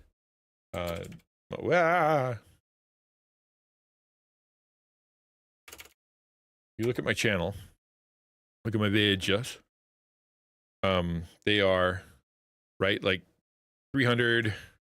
Oh, this is all for members. That's all members stuff. No, we don't want members only. We want public. There we go. There's a lot of members only videos. So like 304, 308, 512, 144. That's this series, right? So most of the ones before I started my series are pretty low, unless I did a special one like Portrait for Views, which is that one up, because the guy literally got arrested. I think they went to jail like yesterday or something. But for this video I made 5 months ago. Justice system takes a long time. Anyway, so yeah, so I do big numbers on 2, and then back to normal. So he did something similar, big number, and then back to normal. Okay, so I want to see what his next advice is after this. That sounds, or at least his reaction to it, because that sounds really interesting. When I made this video, I really wasn't expecting anything.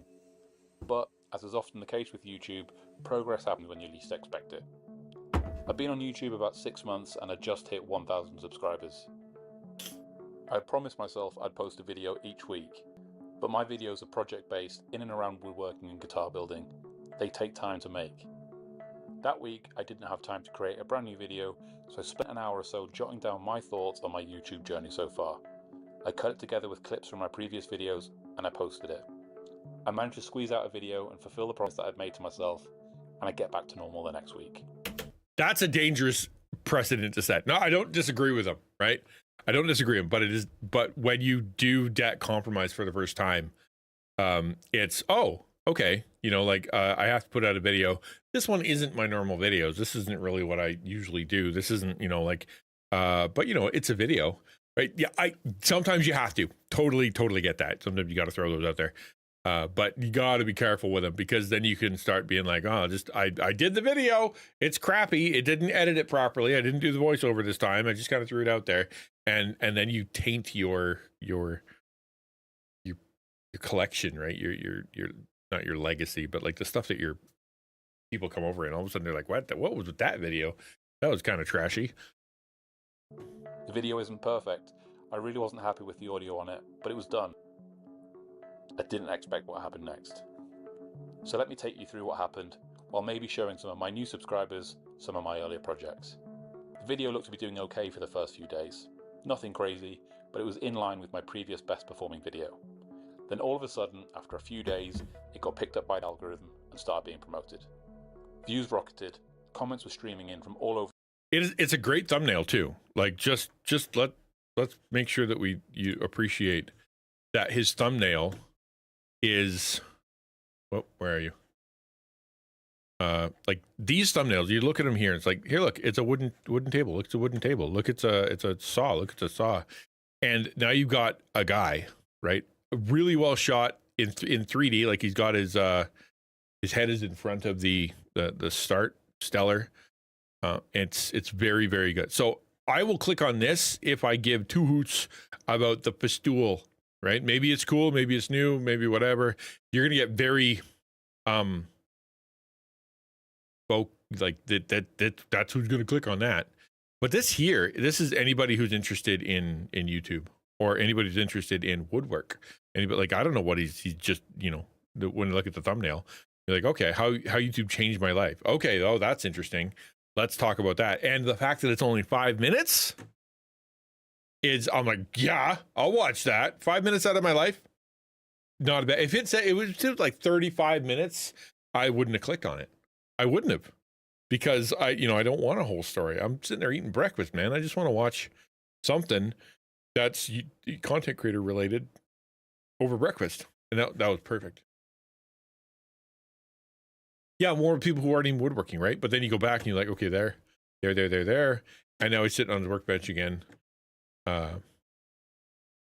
Interesting that his choice is to use the exact same thumbnail, right? Literally the exact same thumbnail. He's got similar font, and he's throwing the magic red arrow in there because you got it, right? But this is a much better thumbnail. Much better thumbnail. What I would, if I was him, and I would have kept, if he was going to keep the exact same thing, just change the words, right? Just change the words and then leave it at that. And going a bit viral is okay. I'm trying to learn how to do mine. So if you look at like my actual videos, the way that I've done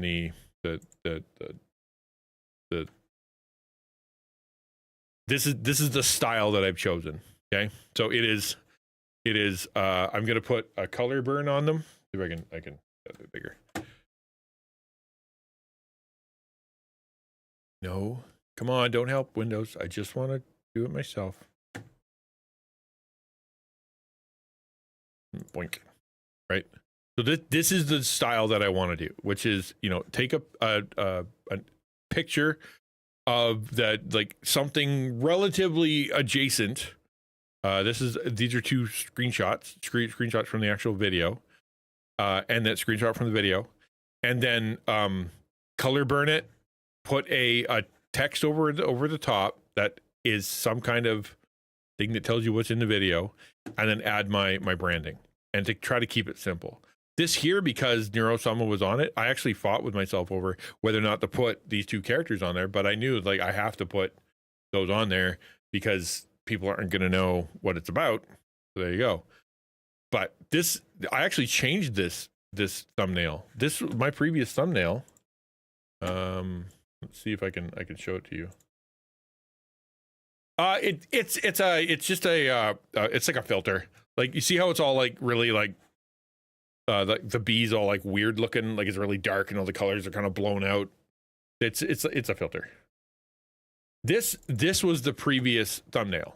Okay, this was the thumbnail I did before. So color burn thing at the top, two characters. I was trying to replicate the Neurosama. Same kind of thing. Like here's what I did for Neurosama. Whoop, hey, stop it. And so therefore that's probably what I should do, you know, similar. And then as I started looking over it, I'm like, maybe it's a little too busy, maybe it's a little too whatever, maybe the slot machine isn't quite the right image. So I switched it up to be YouTube is a gotcha game, stayed the same, but then I changed it to an actual character from the game, and then I put Paimon in here, like kind of sneaking in the corner, because that's funny to me anyway. But I'm trying to keep it similar. I don't know. I'm not saying it worked, but I'm just saying that like I've chosen this as my thumbnail style. His thumbnail style is this, which is fine, right? Like, but clearly it does affect his views. Like when he did the one down here, right? It's not even close to the same kind of thumbnail as the other ones. Not even close. And it blew up. All right, there we go. Ah, crap. Did I lose? What did I do? Oh, no, there it is. Over the world from introverts like me who had either been on the fence about starting a YouTube channel or had started and were looking for encouragement. Comments came from Argentina, Brazil, Canada, the Netherlands, India, Australia. I was genuinely floored by the support from the YouTube community and made a point of responding to all new comments.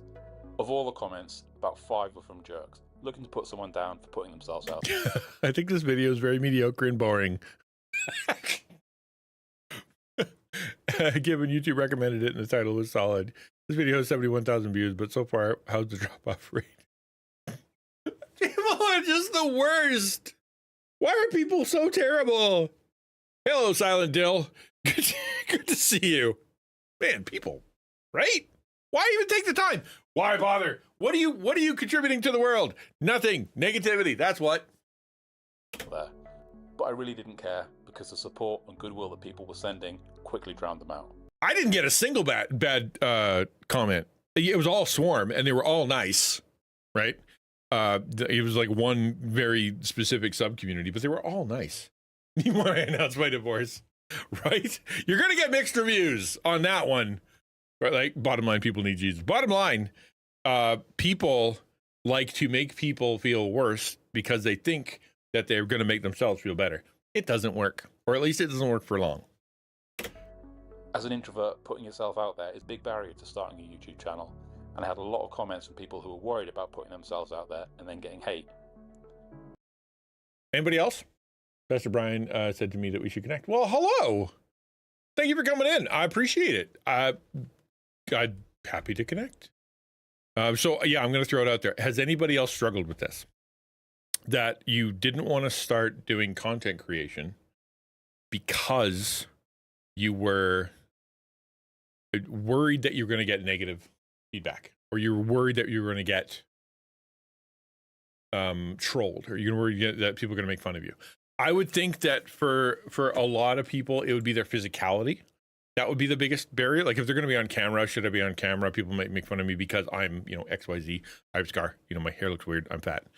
And people are going to be all, stressed out about that. But yeah, well, that's what I'm saying, right? The no camera thing helps. That's but also like there could be mean people. Have I had mean people? I think I'm too stupid to know if they're being mean. I think that's part of the problem. And you can ask my mods. Go ahead and ask Ukulele or Samus, because both of them, I have other mods, but that they've been here the longest. I guess Jones is also here. But if you look at, hello, Curly Fit Gamer, good to see you. If you look at when I respond to comments and they're trolls, I don't think I get it. I really don't. I think I'm just like, oh, sure, let's use that and talk about that. And I just got to move on.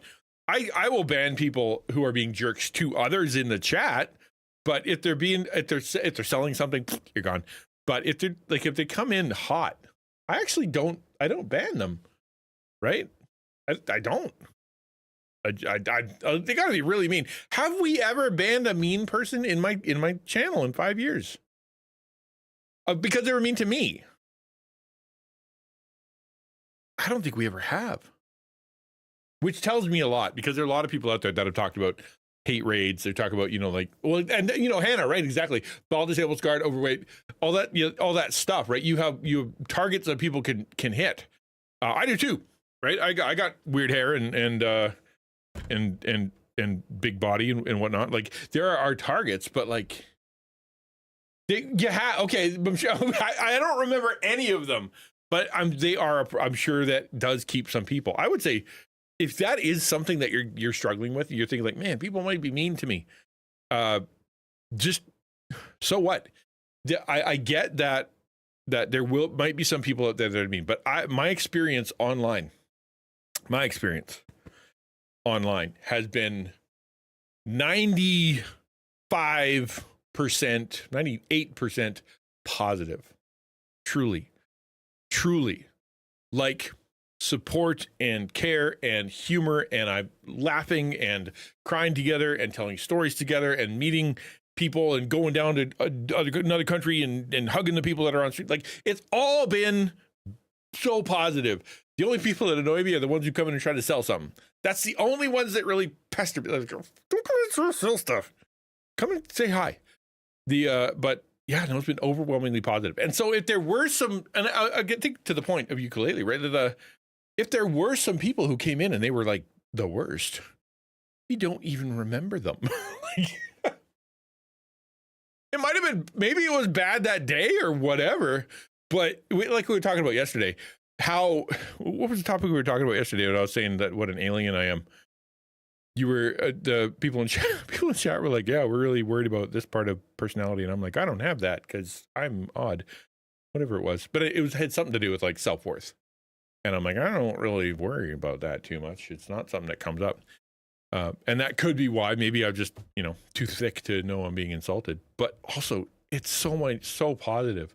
So if you are trolling, like if you go into the saltiest category, if you go into the, like the known to be toxic area, and you are not prepared for that, and you think you're gonna go shine light in this place, and you're not prepared for the feedback you're gonna get, that's kind of on you, because they're known to be horrible. Like, if you go into a Call of Duty, League of Legends, whatever, like some of the places that are just known to be mean, you're gonna get it. You're gonna try to shine light over there, okay, but you're coming against darkness. That's the point. You're shining light because it's dark. You're gonna get caught up in that darkness. But I'll say it again, it has been overwhelmingly positive for me, man. It's been so good. I don't know if I'd have made it, man. If I had a real job, like as in like a job that I had to go to, that it wasn't flexible, and that I had to go to like 9 to 5 kind of thing, with the stuff I've been through in the last 5 years, I don't know if I'd have made it. I need you guys, your encouragement and stuff like that. You literally probably saved my life. It's no, I don't think that's an exaggeration either. The good far outweighs the bad. It does. Surprise how quickly you stop caring about petty comments. Yep. Don't let it be a barrier. In the video, I mentioned that I just hit 1,000 subscribers, and I wanted to record my thoughts at that stage of my journey. And ultimately, I said this. As I approach this first milestone, I wanted to reflect on how far I've come. Maybe I'll make another video if it hit 10,000 subs. That might take 10 years or 10 weeks, you never know with YouTube. Now, when I said 10 weeks, there was no way in hell that I thought that was realistic at all. People started tracking my progress in the comments, giving me updates as my subscribers rocketed to 5. I got that too. A bunch of people are like, hey, like you're at this, you're at that, you're at this, you're at that. That was fun. It has since stopped, just so you know. I don't get that anymore. I haven't got that for a week. 1,000, 7,000, 9,000. The support was insane, and 4 weeks after that video had come out, I'd hit 10,000 subscribers. It was a great journey to have, and I'm very aware that success like this is no way guaranteed in the future. Scroll back through the band chatters, and the last 2 years are mostly people who so trolly they got kicked off Twitch, and I can no longer see their messages. Okay, yeah, maybe, but again, that wouldn't hurt my feelings if they were like, if you come in swinging out of nowhere stuff, you know, like something horrible or racist or trying to bait me into saying something vaguely, you know, terrible. I feel like I'm smart enough to not do that, but at the same time, I gotta care about you a little bit for your insult to actually hit. Like you gotta, if you really want to hurt me, stick around for a little while, become my friend, and then out of nowhere, just say something mean. That'll hurt. Do that, Charlie. Then yeah, you're just horrible. You are using the people's misery on the internet as entertainment. 10 out of 10. That's exactly what's happening. Yeah, some people do. That's their form of entertainment, being a jerk online. That's what they do instead of playing video games. But I'm grateful for it. I'm grateful for all the kind words, the encouragement, and I'm really glad that over 6 months ago I took the leap to start my channel. I was debating making this video. When I mentioned revisiting my YouTube journey at 10k subscribers, I didn't think I'd be contemplating it so soon. But in the end, I thought back to all the people that had expressed an interest in the journey, and dare I say it, maybe I'll pick this video up again if I ever hit 100,000 subscribers. You've got to be ambitious. So far, that video has picked up over 312,000 views. It's at 900k now. Watch hours. That's almost 500 days, which is insane. And has also picked up almost 9,000 subscribers. This video is also the one that pushed me over the barrier to apply for monetization and monetize my channel. And so far, this video. So monetization is an interesting little issue. So when I became monetized, they made me sign up for AdSense, which I'd already done because I was considering doing it on my website. Because at the time I was getting 10,000 views a month, and now I'm getting 12 because I screwed it up. Oh well. But I already had that set up. But they were serious, man.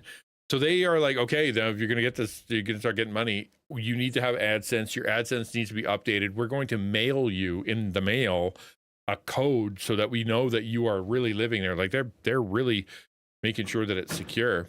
And you have to, just like on Twitch, you have to make $100 first, right? And so that where I am right now, if you look at the studio, that's not it. Where are we at? Analytics. Why are you so small, bro? Right now, my estimated revenue over the last 28 days is $48. Meaning that over those two videos, right? I didn't get any revenue from this video because I didn't have monetization then. So whatever views it got, up to when I did that, so that would have been like probably the first 3/4 of the video of the views, not monetized because I wasn't eligible yet. But I did it quickly as I could, and then I released another video, and I've gotten $48.71. That has to get to 100 before I'm allowed to withdraw it. Okay, but here's the thing: it took 50,000 views, give or take, maybe 40,000 views or something, to be able to get to the upper, hold on, 30, 20, 25,000 views, to be able to get that far, which means I have to, if I'm going to get the money, that I have to get up to another 25,000 views on something over the course of some. Otherwise, I can't have the money. Like the monetization is fun. It's cool. It's really neat to to be able to have super chats and to be able to have memberships, to be able to have all that fun stuff. I have a shop now. Like if you look at my channel, I have like a little where's my store? Why did I get a store? Where's my store? Anyway, I have a little store if you go look at it. And it's cool. It's really neat. But ultimately, because it was quote, sort of flash in the panty, it didn't it's not helping, right? The money is stuck. I can't have it if I wanted to. I have to do better over the course of the videos, over the course of the next however long it takes, in order for me to actually be able to get to the place where it actually will make some money, which means I need to make consistent content. I need to make people, like my stuff. I got to bring it out every week. I got to keep up the quality, all that stuff, and not necessarily try to chase views, but hopefully create some stuff that people actually like before this even matters. So I would say, even if you're like, wow, I'm going to become a YouTuber, I'm going to make some money. I'm going to become a Twitch streamer, I'm going to make some money. You don't make money as a content creator, a small content creator. You just don't. I've said it before. I've been in full-time on Twitch for 5 years now, and I've never made more, I think, than $250 in a month. Maybe one time because things went crazy and I had a subathon or something. But I, on average, get about $110 to $150 per month from Twitch. That's all I get. And I stream and was streaming 4 days a week, 4 hours a day, and doing all the other stuff that I'm supposed to do because I am full-time and I don't have another job. And you can't live on $150. So it's not going to make you money. You have to do it because you want to. You have to do it because you love making videos, or you're curious about how it works and you want to experiment with some stuff. Like you gotta have a reason beyond money and popularity, because I said this in my last video, right? If your joy and your self-worth and your sense of meaning and your sense of purpose is tied to the YouTube algorithm, or tied to, like the discovery on your Twitch channel, or how many people you've got, you're going to be miserable all the time. Because even if you get a spike, woohoo, I'm the best, that spike's going to go away. And you're going to be like, oh, I posted another video, it's not that good. Apparently, I'm the worst. You're going to, like, your emotions are going to go along with your analytics. And that's no way to live. You have to want to do it. You have to love to do it. You have to want to believe that what you're doing has meaning and purpose, and the people that you're connecting to for a reason. You know what I mean? You're okay. Yeah. Well, Hannah knows exactly. So you went viral, and it was way super more viral than I made. So you went viral. I think it was on Reddit is where it started. Correct? You posted something and someone shared it to Reddit, and you got 9 million, I think you said, views or something, right? It was like a super viral moment, and it brought in 30,000, if I recall, give or take, followers to Twitch, right? Yeah. And that brought in 30,000 followers to Twitch. It was just everywhere. Oh, over 40 total. Okay, there you go. Cool. And that, I think it brought in 30K to Twitch. Am I right?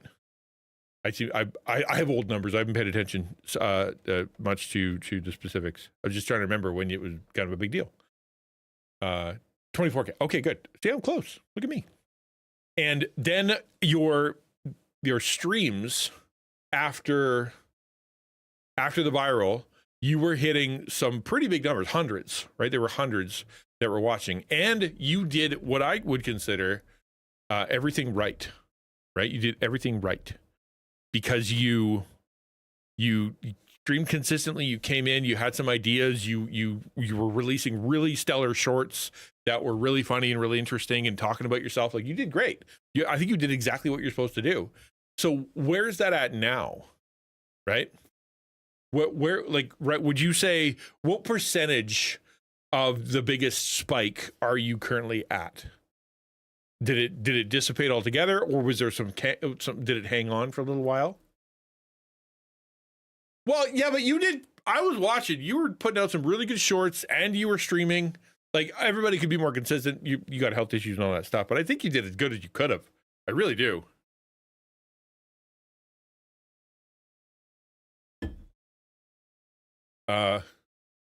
All right, have a good lurk. But like, what percentage would you say of that viral moment is left over as consistent viewership, right? Because if you go look at the comments on my last two videos, they're all from the swarm, and there's a lot of them that say, I'm going to stick around for your stuff. I like your other videos. Those are kind of cool. But my other videos didn't spike, right? Like, I didn't get 1,000 views on my other videos. The ones who stuck around and subscribed, I got 2,200 subscribers. I posted a video and still only got, 300 views. That means that the people who subscribed, the video came out and they haven't watched it, which means those subscriptions, are they meaningful? I don't know. Like, it helped me out. It made the algorithm see my stream. It gave me more people on live. So it is something. It's not nothing. I'm glad for it. But ultimately, that big spike, that big moment, right? It doesn't, like, it didn't make everything different, right? It didn't make it. Yeah, exactly. Well, that's what I'm saying. It's not zero, right, Barracuda? Like, it's not zero. But I didn't get 2,000 views on my video after getting 2,000 subscribers. Right? That didn't happen. And I don't think it's a bad video. I really don't. I think it's as good as the one that came before. I worked just as hard on it. It's just not about Neurosommer, not about a specific thing. Well, it's about YouTube, but still.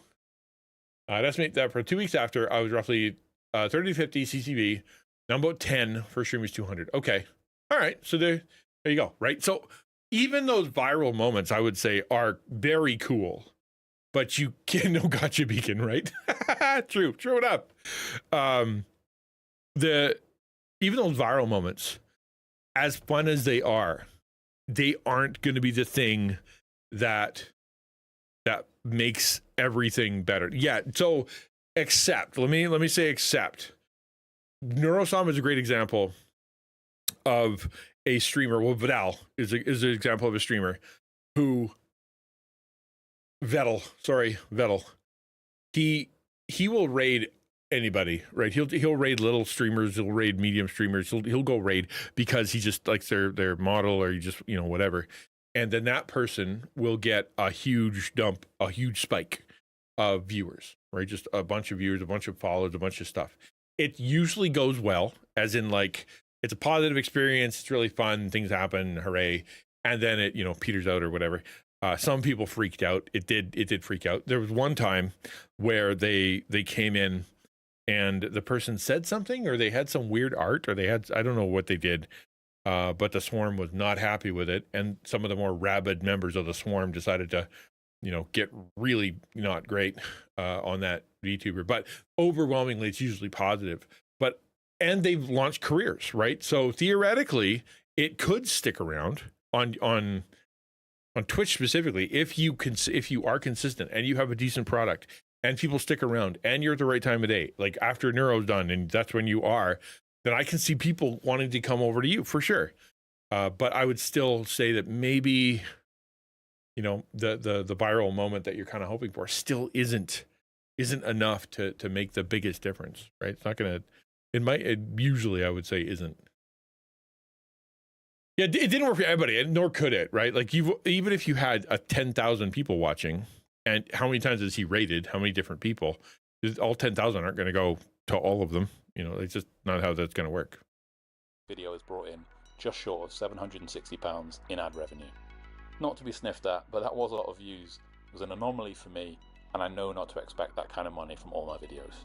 Aside from that, I also noticed I started getting more inquiries from companies who are looking to collaborate.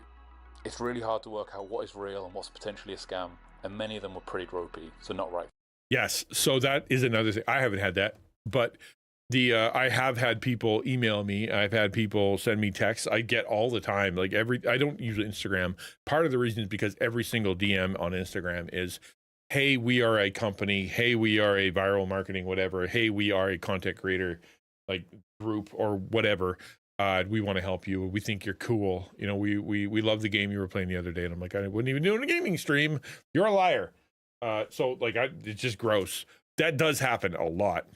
On email, I get at least once every 2 weeks some kind of invitation to something that I delete because they clearly don't know me or my channel. The reason I'm a rogue sponsored by Rogue, or I'm a Rogue partner, is because they came in to my emails and were like, they were specific.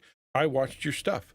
I watched you talk to this guy. You said, that was really cool that you said, I like you, like your vibe. Like they were they clearly watched my stuff. So I was able to kind of go, oh, they actually did, as opposed to this is a blanket, either AI created or bot sent generic letter to all streamers and all content creators, which is just no good. But there's a lot of scam out there, a lot of trash. And I would say, in my experience with me, I really wanted to get a sponsor. I really wanted to get, because it validated me. It made me feel like what I was doing was real, because I finally had someone, who was like, oh yeah, you're real. Here's a sponsorship. I definitely went too hard after it too early, because I wasn't worthy of it yet. And I burned a couple bridges that I shouldn't have needed to, because I wasn't able to follow through on some stuff that like it wasn't worth it for them. Right. If I had to do it over again, I would have not talked to so many people about collaborations and partnerships and stuff, because I should be concentrating on my content, not that. Still like Rogue, so that's good. I think they're great, and that's why I haven't said no to them. But I actually canceled my previous sponsorship because it wasn't good for them and it wasn't working for me. For me, so I turned them down. But a couple were very interesting and genuine, so it may be that some of these projects start coming to the channel very soon. In fact, the first packages arrived today, and I'm very excited about it. So it's interesting from the side of the ads. Like if you look at this guy's channel again, like his videos are 1,000 views, or like 3,000, 4,000 views, give or take. So you as an advertiser, right? If you see a guy who's got consistently 4,000 views, very specific about a very specific item that he's reviewing, right? You'd be like, well, if we send him one, that costs us shipping and whatever the thing costs. Let's say it costs us $500, right? Then we know at the very least he will get this in front of a few thousand eyeballs, or at least a couple thousand eyeballs. And then that's worth it for us, because it doesn't have to be, hello gigahertz.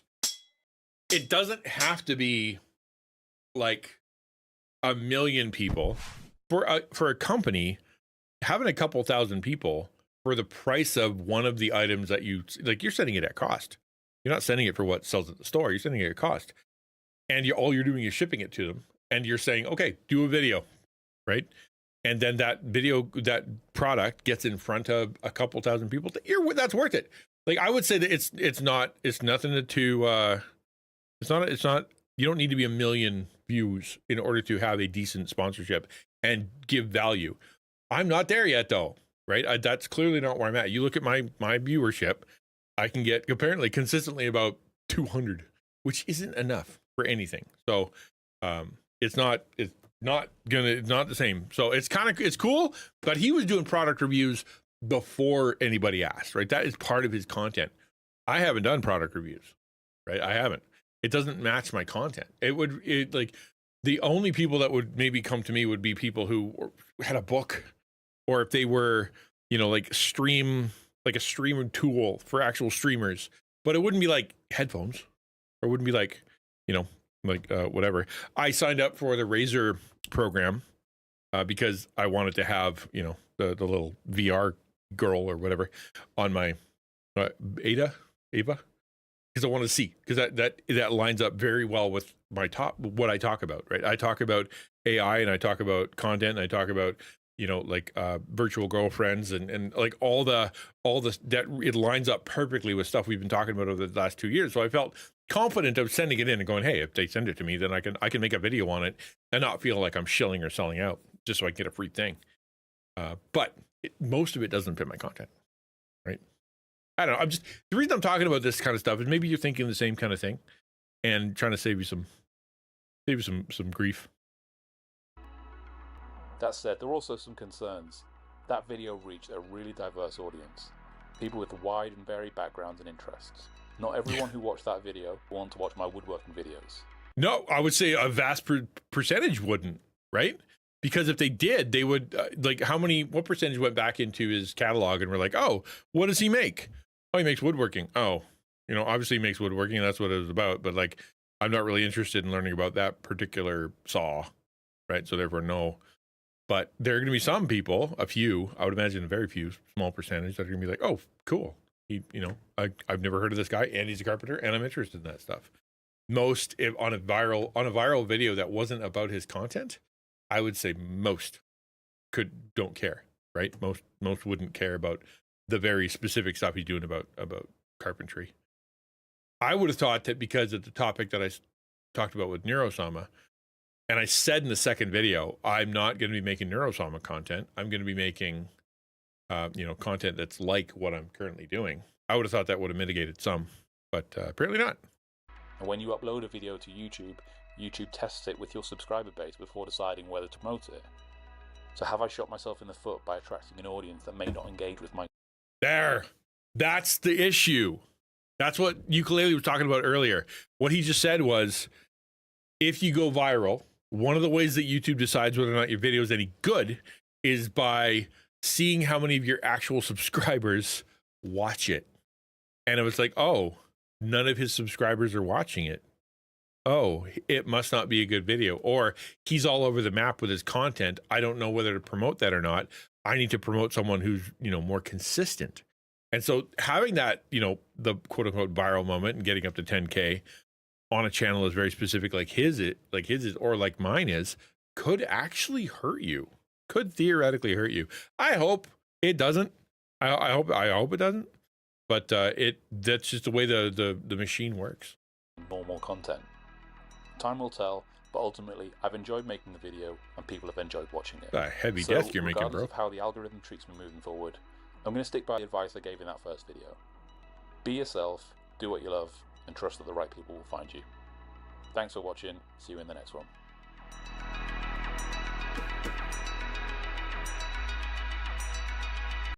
I think there would be some pressure. I think there would be some pressure for the next video to be something that, not that it would need to be another viral video, but like you're really kind of like, okay, how much of this is real? How much of this is gonna translate into success? Is this something, and that is I know that's a workbench. That's just 1,000,000 pounds, man. That's a lot of weight. Yeah. So I mean, obviously it's a big deal. Obviously it's great. It's a fun thing, but I would say that like it obviously isn't like the difference between doing a great, being super popular or not. Because like his last video was a week ago and got 391 views. His video before that, 1,000 views. Video before that, 2,000. Right? The 6,000. So it's like, this would be really difficult. You'd be like, okay, now I feel like I know what I'm doing. I just told everybody that I'm pretty cool. I'm looking at, et cetera, et cetera. And so now I'm, jumping in, and and then boom, there you go. It's not that that's a bad number. It's just, it's not 900,000, obviously. Although he did take a break 7 months ago, 1 month ago. He had a 6-month break right after going a bit viral. So then 1 year, 11, 10, 9, 7, 1. Something happened. I'm very curious.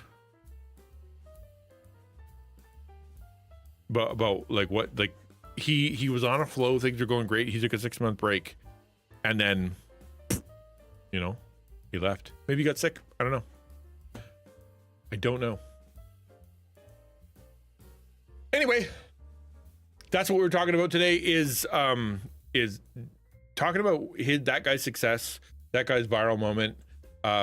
If I don't know if you've had a viral moment. I don't know if I know that Hannah did or whatever. But it's definitely something that mine did go viral. I wouldn't say that mine went viral. It was picked up by a community. It's a very different feeling than going viral.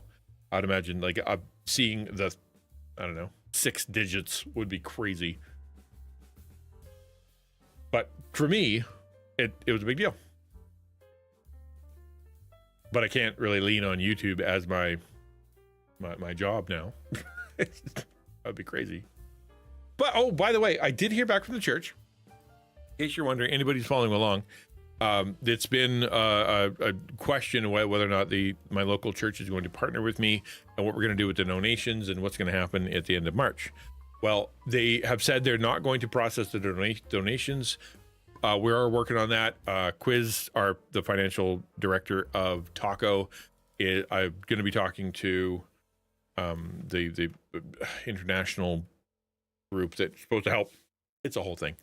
I'll let you know once we're able to move forward and once things are actually able to go. I'll let you know, and we'll go. But they did say that they want to work with me. I was talking to a pastor yesterday, and he was saying that they want to do project wise, maybe like I don't know what it is, some kind of project, some kind of ministry support, as in putting me in front of other pastors, putting me in front of other churches, helping me with meetings, things like that, and getting to know people.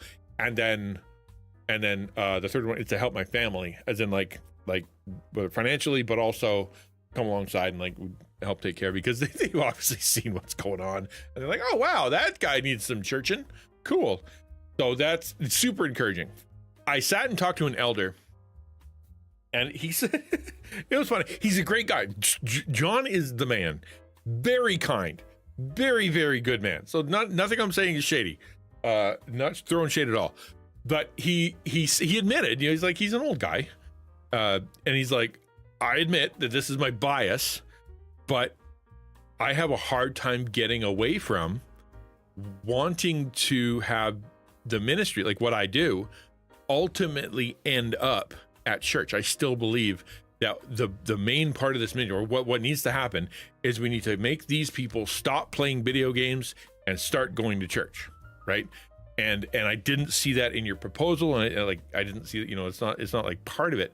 It, like, a lot of what you were talking about is ministry online, and I'm like, I was trying to be like, listen, right? Like I was trying to be like, okay, I get it, and in a sense you're correct, right? Like in the same way that like I do ministry in the bar, right? I do ministries in like taverns or whatever. And what I hope is that the people who are struggling with alcoholism, or are there all the time, or are lonely or whatever, that we can get them out of the bar where things are not going well and into a healthier lifestyle, right? That's a reasonable thing to say. It's like I do this ministry because some of these people really need it. I would say that that's true of gaming ministry and digital ministry in general, but I don't believe that the healthiest version of a person needs to be one that never picks up a controller. I don't think that's fair, and I think that's a disconnect that he specifically has, because he's not he's not a gamer, right? But I would, and I didn't push the issue, and I basically said, the dream is that you.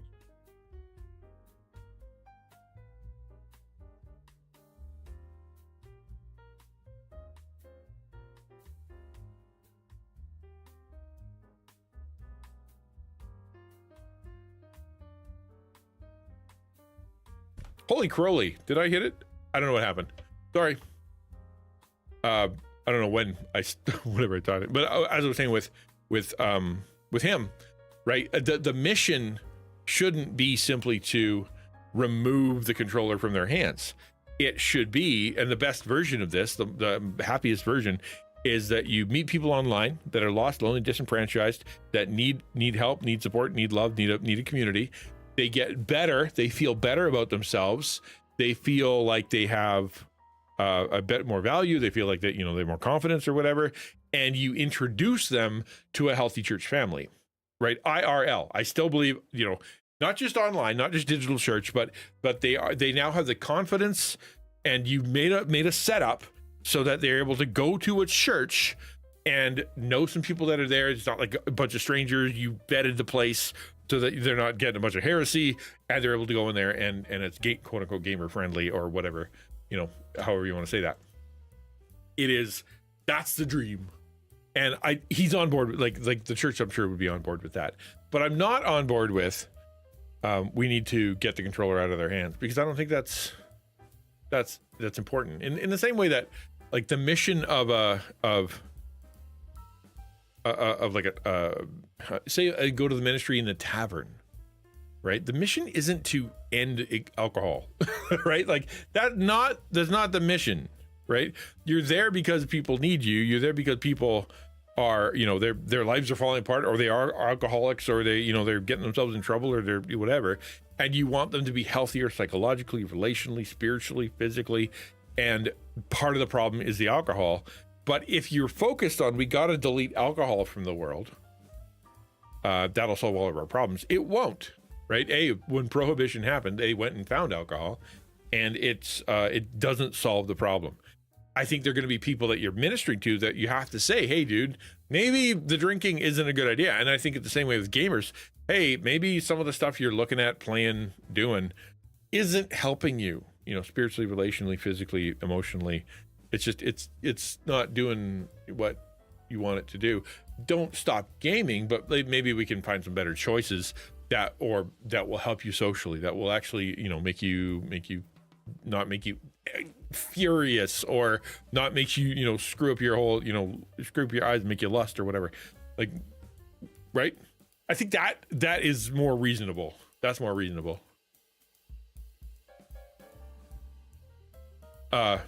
Sure. Yeah. By all means. I'm gonna sit out. I've been standing for 2 hours now. I think that counts. Oof.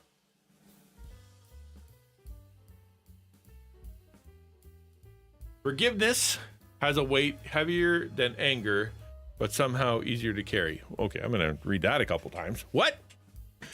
Forgiveness has a weight to it heavier than anger, but somehow easier to carry. I think what you mean, that the level of investment in forgiveness doesn't merely remove weight.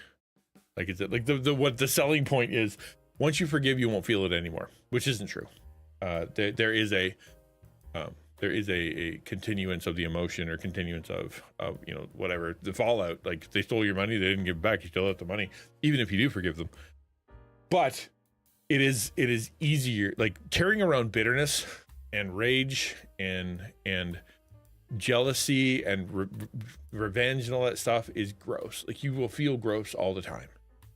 And you'll feel miserable, and you'll color every relationship and every conversation, and you'll be a bitter, miserable person. If you can forgive, you might still have to deal with the, you know, like, man, that really ticked me off, or you know, I'm still dealing with the fallout, or I'm still dealing with the physical injuries, or I'm still dealing with the, you know, all the gossip they did about me, or whatever. I'm still dealing with all that, but I'm not.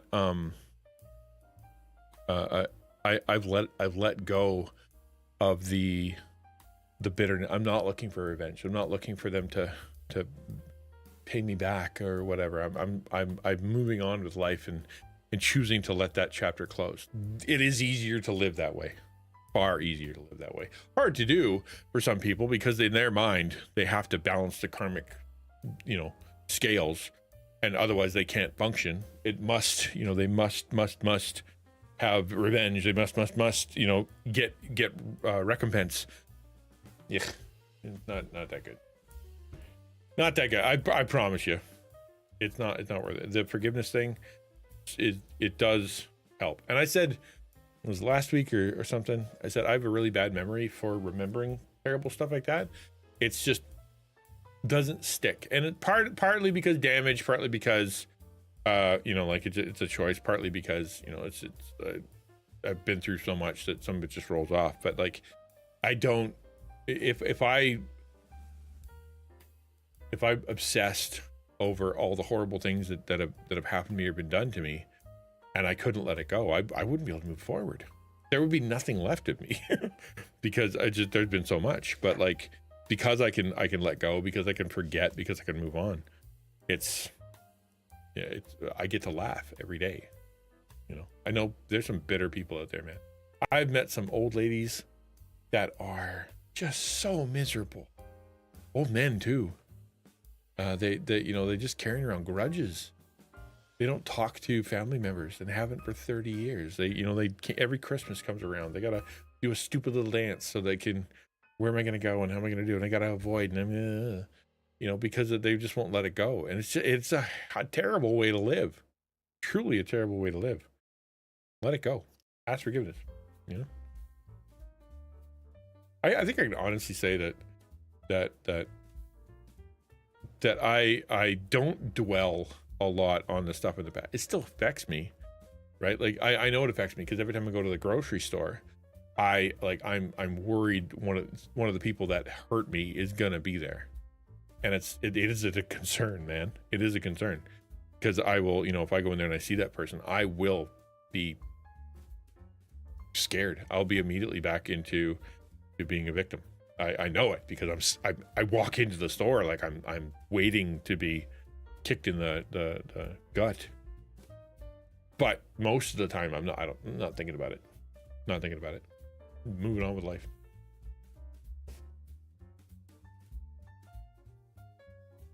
I'll tell you what. Why don't we take a little break? I'm gonna hit the add button. It desperately wants me to. So I may as well let it play an ad. We're gonna hit the 3-minute ad button. I'm gonna go get a little snack, I guess. I'll use the bathroom, come back, and then we're gonna play a game. Actually, before we do that, let me put something in chat. Let me put a quick poll in chat. Because I think there's something that we can talk about. Okay, so let's see what you guys have to say. I'm very curious because this is going to be such a diverse list. Like it's actually kind of ridiculous.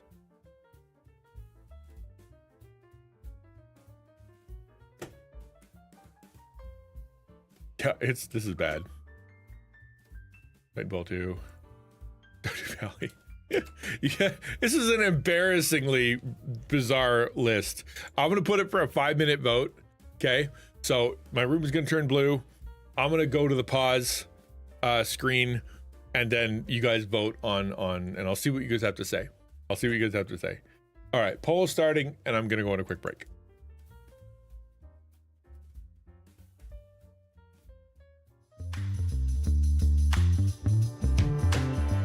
Two things happened recently that don't seem connected at first, but I think actually are. Arknight's Enfield came out, and I had a couple videos do well. And for whatever reason, those two things connected in my mind, and it occurred to me that YouTube is a gacha game. I played a lot of gacha games, but it's not quite right to say that I like playing them. There were a couple that caught my interest. I still pick up Destiny now and again. I played Honkai Star Rail for quite a while. I thought Withering Waves and Zenless Zone Zero and Where Winds Meet were kinda cool. Duet Night Abyss and AFK Journey were fun for a while. Genshin was boring. Honkai Impact was meh. Uma Musume was confusing. Infinity Nikki was great until they completely ruined it. I've installed and uninstalled most of these games multiple times.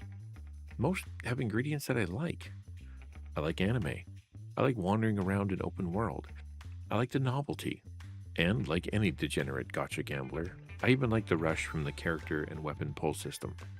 When they release a new one, I inevitably download it, think it's kind of cool, and then stop again. So it's not quite right to say that I like gacha games. If I liked them, I'd play them. It's something more like there's something inside of me that wants to like them, but can't. And since me hitting partner on YouTube and deleting Arknights came so close together, a thought connected in my brain, and I think it came up with some pretty eerie similarities. Now stick with me because I want to show you something. First, there's the economy of obfuscation. Gacha games use a plethora of confusing currencies and materials so you can't keep track of what you're spending. But consider how obfuscated YouTube is. YouTubers have to keep track of monetization, click-through rate, view duration, retention, impressions, when viewers watch, what device they watch on, how long should titles be, does anyone know how tags or hashtags work, does it hurt, does it help? If 70% of people click away in the first 30 seconds, your video is buried, and you have to avoid certain words or the system will blacklist you. It's very confusing. Gacha games have randomized gambling systems designed to entice and addict. When you post a video on YouTube, you have no idea how it's going to do any more than what character you're going to get in the game. One short gets 12 views, the next gets 10,000, and we have no idea why. In gacha games, there's a pity system. that says if you keep spending enough time and money, eventually you'll get rewarded. For YouTube, they tell you that you should just keep posting and one day the algorithm might pick you up and you'll be rewarded. In gacha games, they have what are called dailies, where you need to log in every day, look at the little red dots on the menus, and go through the same set of motions to gather materials. YouTube has dailies too.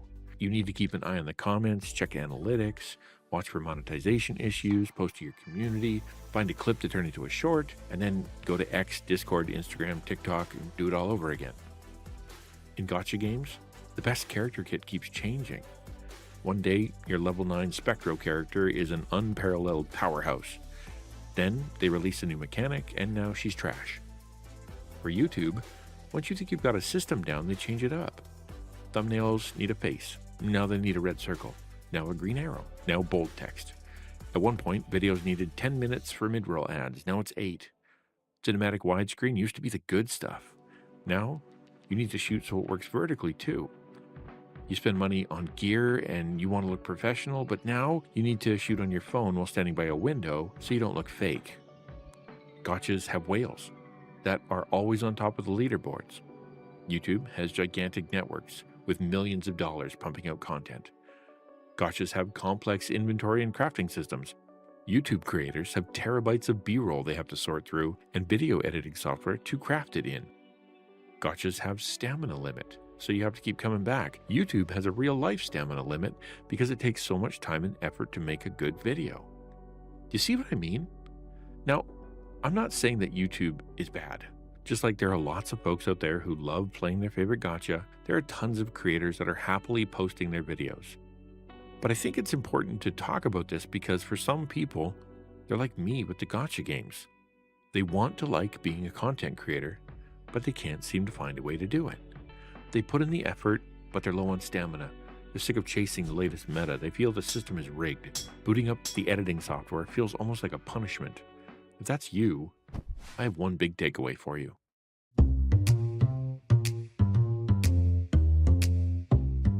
That's some good music. That's some good music. If YouTube is a gacha game, then you need to accept that you are a free-to-play player. Meaning, you have... Oh no, the conclusion. You guys couldn't hear the conclusion. You'll have to go watch it on YouTube. Good gravy. What a monster I am, I know. Well, hello, Magic and Twilight. That is a beautiful name. That is such a good name. Are you VTuber? Because if you're a VTuber, I bet you have some stellar VTuber. What is Hob? Hob is basically the same kind of game I was just playing. Where it's just you're top down and you're solving problems. I really liked it. I played a lot of it. It's just, you know, was not I didn't finish it. I just didn't finish it. How'd the poll go? Where's the poll? Come back, poll. Oh, are you really? Oh, well, you're in the right place. I am the executive director of the Alliance for Creative Outreach, which is a network that trains and resources and equips and helps and takes care of Christian content creators. And we talk a lot about content creation stuff on this channel. Today's Taco Tuesday, which is where we talk about creator stuff. We just did 2 hours of creator stuff. Now we're gonna play Stardew? Stardew, really? Are we? Okay. I told people that I was willing to try it. I did. I told people I was willing to try it. Let's see what happens. You never know. Where it started. I remember me looked really fun. A lot of the games that I put on there. I was kind of curious as to how the other ones did. I wish there was a way to find the polls. I don't even know how to find the rest of the answers to the polls. I think I need another window. All right, what were we playing? Stardew. I've never even booted it. It's literally never even started on my game. Is it a controller game or yeah, is it controller or keyboard mouse? Probably controller, right? I know how to, I can go get it. I have a different app. Just like, there were three votes. 2 of them were Stardew, 1 was Halo. I don't know why I even bother. Okay. Application audio capture. Stardew Valley. Add. Okay. Pause the music. And then we'll come back here. Whoop. This is another weird game that doesn't work. There we go. I tried. Maybe we'll play Halo next. Really change it up. Hey, is this controller? Is it a good controller game? I used to be KBM nonstop, like literally. That's all I did. And then since I've been gaming, I get the controller thing now. I really do.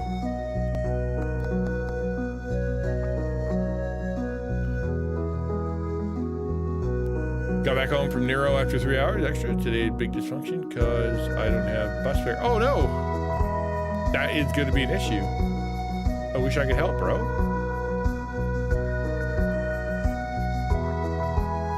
New.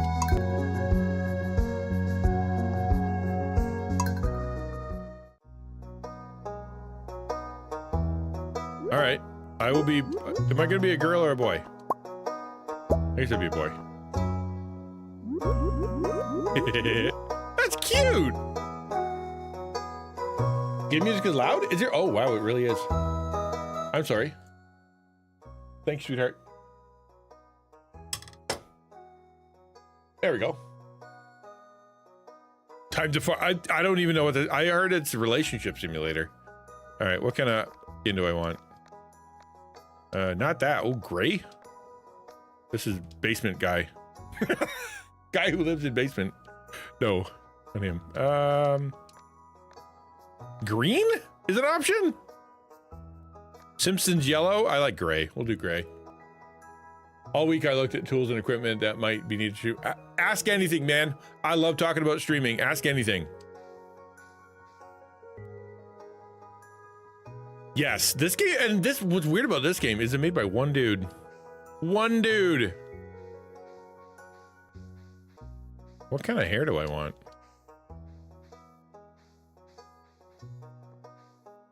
That's a lot of hair. I don't like any of these. That's not bad.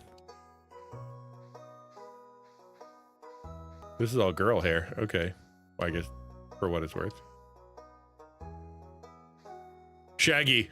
Shaggy gray basement dweller. That's what we're doing. Farming and loving. That's what we're doing. All right. There you go. Farming and loving. That's good. I'm changing the title of this. Farming and loving. That's a great title. That's what we're gonna do.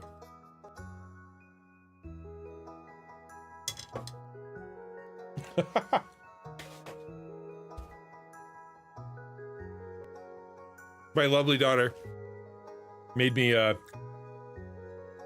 bagel and put the cream cheese edge to edge, meaning it's going to be a messy experience. Don't forget the category. Is that? Oh yeah, the category. Forgot about that. I did. Stardew. Okay. Shirt. I think I saw a skull. Oh, there's the Charlie Brown. What's a good basement dweller shirt?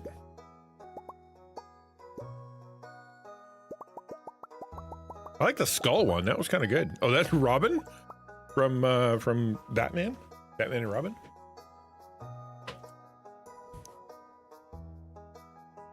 YouTube email tells me 4 videos are blocked in Germany. Yeah, I get it all the time with Russia. You can't your movies or your videos can't be seen in Russia. I'm gonna do the skull. That's a lot of shirts. There. Basement dweller skull boy. Pants. Short pants? A dress? I guess pants. We'll do pants. There's a mouse shirt? Is there anything ninja? That's kind of what I want. The Iron Curtain returns online, right? Yeah. A mouse shirt? Okay, I'll look. Hold on, I'll look through shirts. 112 shirts. I know what they spent their time on. Ooh, I like that one actually. Shirt 104.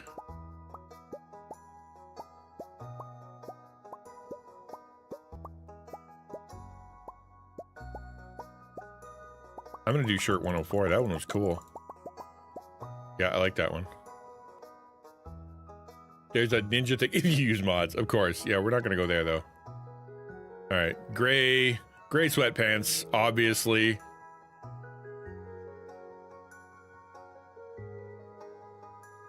Wear a black one, pretend to be a ninja? I could, yeah, let's do the gray sweatpants thing. Even though it looks like I'm kind of like working with my dress pants. And I have wings. I have the elytra. Do we get elytra? All right, oh, accessory. Oh, I get a beard? Oh, sick. Nerd glasses. Wow. Wow, just wow.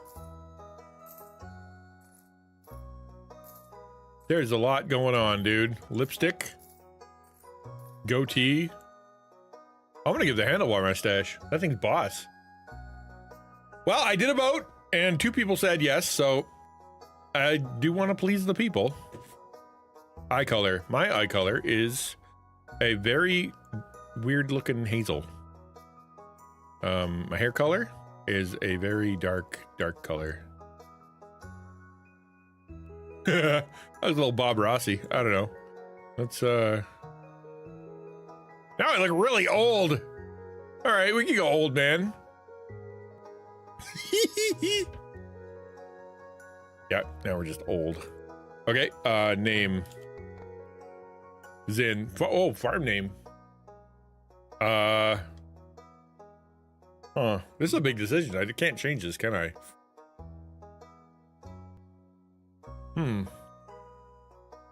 Farm name. Ninja Acres. Favorite thing? Hot wings. Ooh, what kind of animal do I want? Not a dog. Oh, that is a cute cat. I'm taking that cat. Hey, Jake likes games. They made Pancake Hero. Oh, well, hello again. Welcome back. Things are all right. Had a good day today. Things are actually really positive. I've enjoyed making the content. We had some good discussions. And I've been enjoying it completely. How are you? Standard Farm, Beach Farm, Meadowlands Farm, Riverland Farm, Forest Farm, Hilltop Farm, Wilderness Farm, Four Corners Farm. Is any of these easier or harder than the others? Because I'm leaning towards Wilderness Farm. There's monsters. Maybe not that one then. Rocky terrain and a winding river make it difficult to design your farm. However, more minerals in that one. Oh, it's how you play. Okay, okay. Land divided into 4 parcels, each with its own perk. Perfect for a group. Don't do monsters. Yeah, do normal one. Consider them a baby. All right. Meadowlands. It's not the best for growing crops, but they're chewy bluegrass that animals love. Beach farm. Good foraging and fishing and tons of open space. Sometimes supply crates wash up on shore. However, sprinklers don't work on the sandy soil. I kind of want a beach farm, but okay, we'll do standard. Community center bundles, is that a thing? I don't know what that means. I'm gonna leave that alone.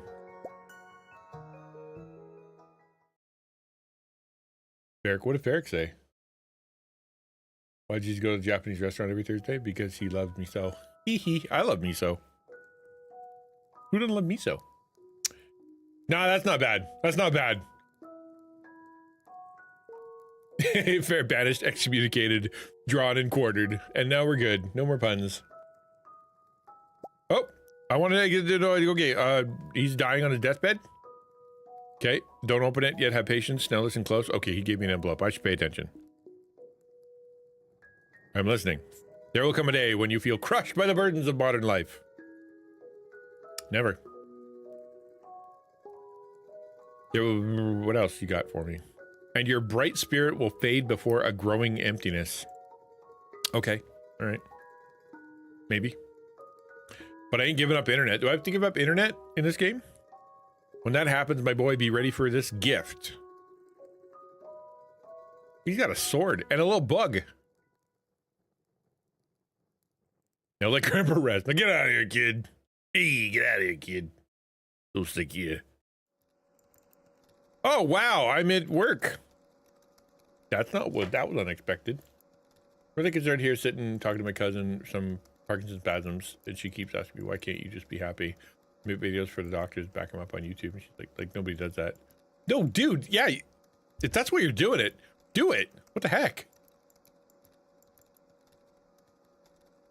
Yeah, haters gonna hate, as they say. Leave them alone. Ugh, still people, man. Oh, am I doing anything? All right. So far, this is pretty mouse heavy. If you're reading this, you must be in dire need of a change.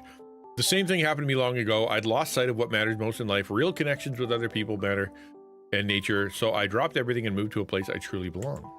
I've enclosed the deed to that place. My pride and joy, Ninja Acres Farm. It's located in Stardew Valley on the southern coast. It's a perfect place to start your new life. This was my most precious gift of all, and now it's yours. I know you'll honor the family name, my boy.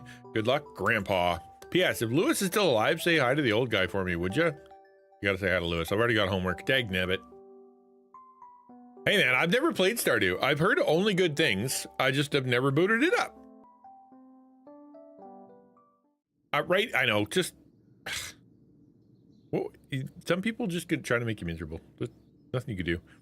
Well, but this bus thing, how are you gonna solve that problem? How are you gonna get to your episode, or your next episode, your next appointment? Next episode in the life of Mad Dog Conroy. Last time on Mad Dog Conroy. Maybe the Harvest Moon. Never this one. Oh. Oh, Harvest Moon inspired this game? Oh no, Harvest Moon was inspired by this game. Yeah, that's what you said. That's what he said before. Yes, charge your battery. Hello, you must be Zen. I am. I'm Robin, the local carpenter. Mayor Lewis. Is that my friend? Is that what I'm supposed to say hi to? Mayor Lewis sent me here to fetch you and show you the way to your new home. He's there right for now, tidying things up on your arrival. The farm's right over here if you follow me. Shall do. I play very little Harvest Moon and no Stardew Valley. Wow, this place is a wreck. What did I inherit? I was very bad at Harvest Moon. Can you be bad at a farm simulator? I guess you could just not grow food and then die. Can I die? This is Ninja Acres Farm. Harvest Moon was before this game. This game was inspired partially. Okay, cool. What's the matter? Sure, it's a bit overgrown, but there's some good soil underneath that mess. With a little dedication, you'll have it cleaned up in no time. Sure. Yeah, right. Relationship. Oh, do I have to figure out relationship stuff? But I'm a basement dwelling loner.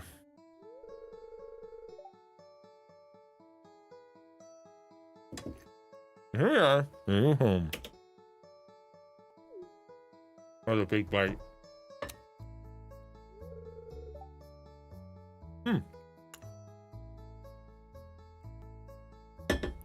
Ah, the new farmer. Hi, my grandpa says hi. Game Boy? Really?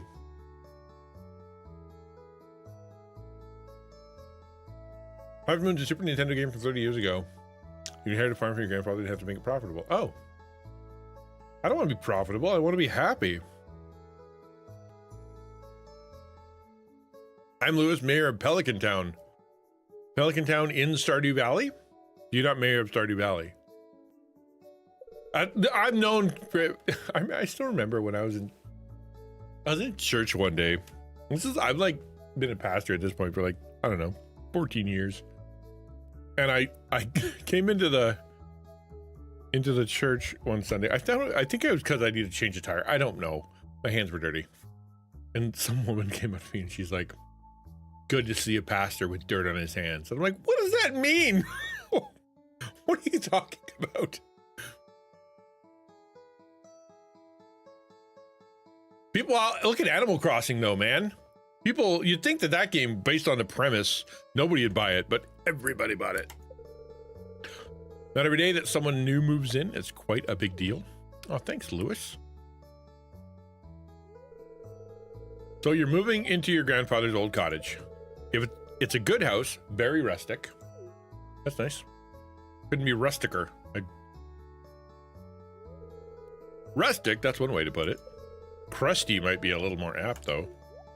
Rude. Don't listen to her, Zin. She's just trying to make you dissatisfied so that you buy one of her house upgrades. How dare you, sir? I want to zoom in, man. They're doing all kinds of facial expressions over here. You guys can't barely see them. Anyway, you must be tired from a long journey. You should go get some rest. Tomorrow, you ought to explore a town a bit and introduce yourself. The townspeople would appreciate that. Nah. I'm a loner. Oh, I almost forgot. If you have anything to sell, just place it in this box here. I'll come by during the night to collect it. Well, good luck. And then they left me alone in a field, in a dirty old field. Okay. This part where I get up. I'll use my controller now. I was in bed? No, I'm not in bed. Oh, that's clever. No. All right. First things first, light the fire. Nice. Next thing next, get myself the TV. Weather report, fortune teller, living off the land. Weather report. Welcome to KZO5, your number one source for weather, news, and entertainment. And now the weather forecast for tomorrow. It's going to be a beautiful sunny day tomorrow. Okay, lovely. That's how you do a weather forecast. All right, coffee. Decorative bowl. I don't want a decorative bowl. Can sit places? Okay, cool, cool, cool. Can I take this plant and wreck the plant? There's a present here. A journal entry. Cool. I got parsnip seeds. All right, great. I'm gonna turn off my fire so I don't burn my house down. So, here we are.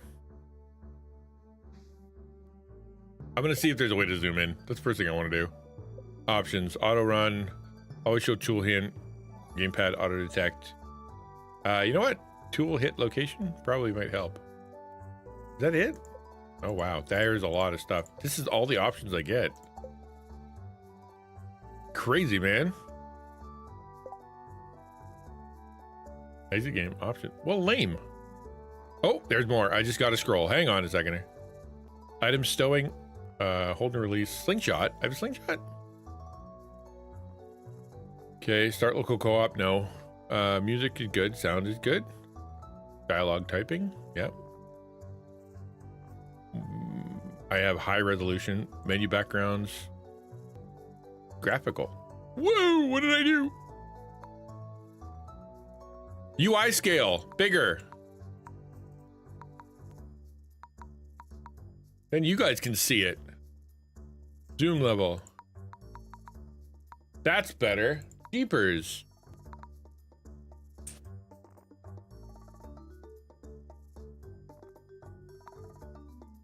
Yeah, let's do 150. Show flashback, use hardware cursor. Don't know what that, no. Gross. Invert toolbar. All right, cool. Now we're talking. There, you guys can see now. I'm doing a thing.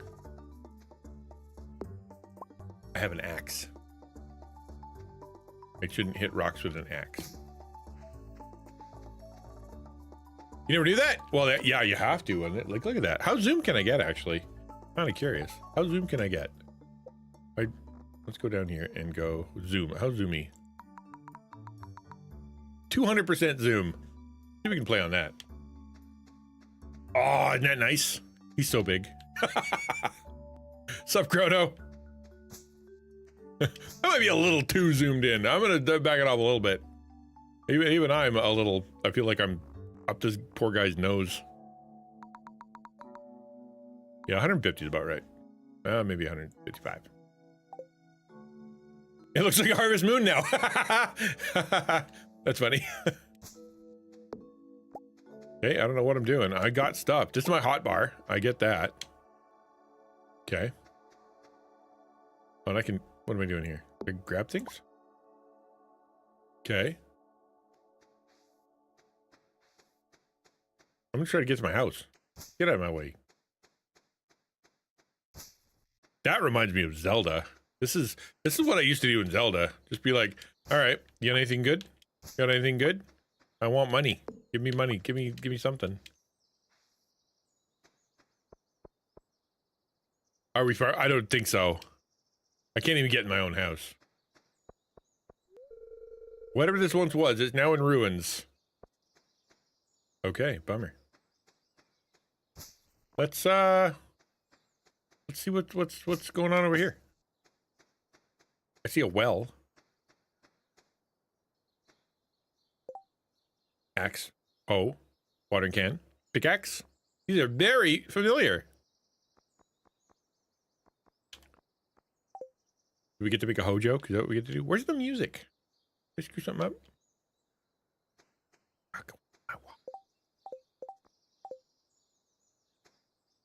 Yeah, that's my, yeah, I know. There's my house. Yeah, I knew that. I'm trying to figure out what to do. Like, am I supposed to be clearing the land? Am I supposed to be visiting people? Let's go visit people. I don't need to. I'm going to go hire some day laborers. Can I put, what do I put in here?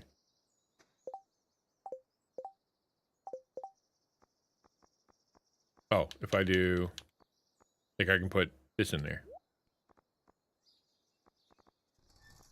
I trashed it. Oh, great. Please stop.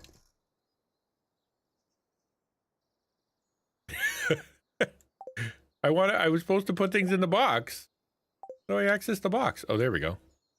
Probably that. You can have that. You can have a stick. And that's what I get. What do you say? Bus stop, Pelican Town. Bus stop. Let's leave. Cool. I'm out of here. Is that an ATM? Bus to Calico Desert is out of service. Oh man, I'm trapped. I'm gonna go steal stuff. What? I can't even steal stuff? Give me a break. What's the selling bin? Out of order? Oh man.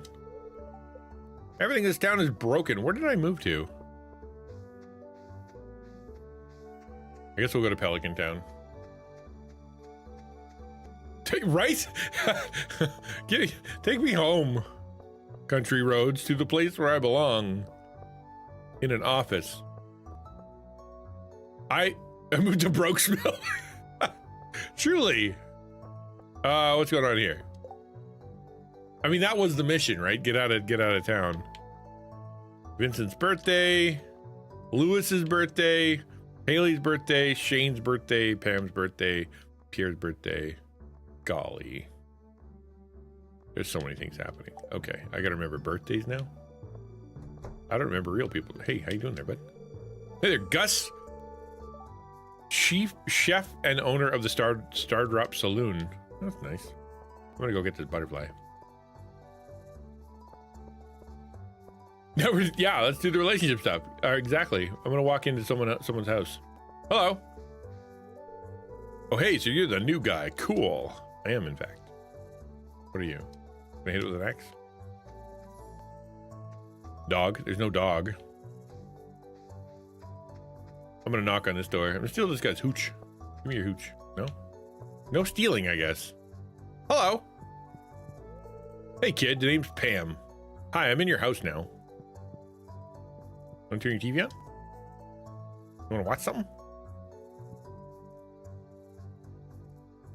Oh, you're leaving. Well, that's nice. I'm going to go ruffle around your room. You're not good enough friends with Penny to enter her bedroom. Yeah, I bet. But she's not here right now, so... All right. Light switch. Okay, I know. What can I do in Pam's house? Steal her pillows? I can sit down. Lame. All right, whatever. Can we move it? Right? She's got a nice place.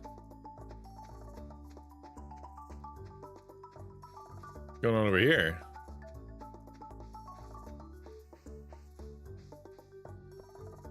Is there a church? Can I take up my old job? Hello? That looks important. Lost and found. Okay, cool. Coffee cup, refrigerator. Mayor's fridge, mostly full of milk and iced tea. All right, now I'm in the mayor's house. That's a great idea. Can I steal his cereal? Traditional tea setting. Mayor would be pretty serious about tea. That's an interesting clue. Let's keep that in mind for later. I bet I can't go in the mayor's bedroom either. No. Oh well. Once I give him a tea set, he'll be my best friend. Ora et labora? Labora? Labora? Ora et labora. Labor is gold? Is that what that says?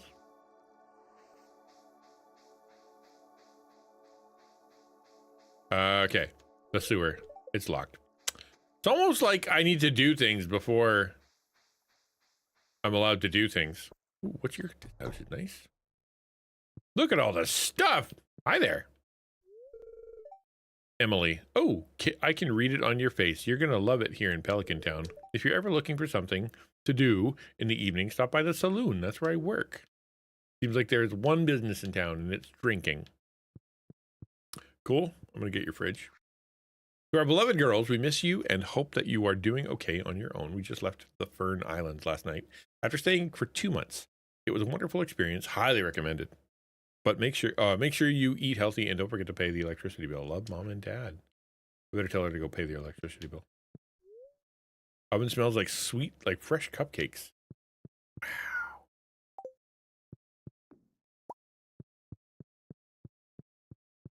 That's nice. Ooh, a sewing machine. Can I sew? Yeah, I don't know how to use a sewing machine either. I can completely appreciate that. Turn on light? No. Steal your coffee cup? No. Fine, I'll leave.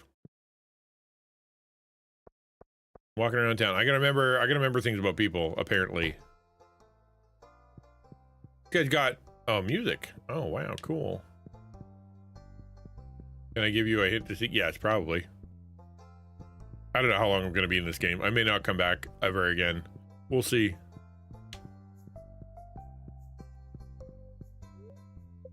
News? Alright, he likes the news. Remember that. I'm stalking these poor people.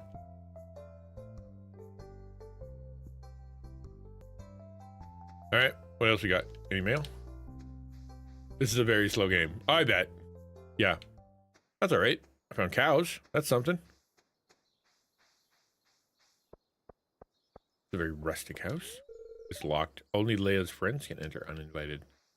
Everybody else, you can just enter their house uninvited? That feels remarkably unsafe. Go to the mayor's backyard to the edge of the fence, right click on the ground. All right. That's quite a hint. That's not even subtle. Off to the mayor's house we go. Can I run? Is there running in this game?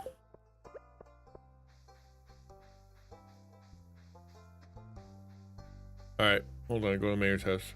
Mayor McWaffle, is that you? Oh, backyard. And click on the corner, like this over here. Like this. Boop.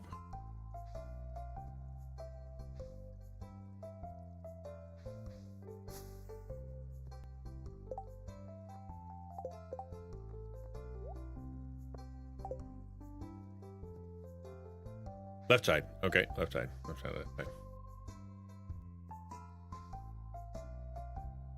Click, click, click, click, click. Right click, left click.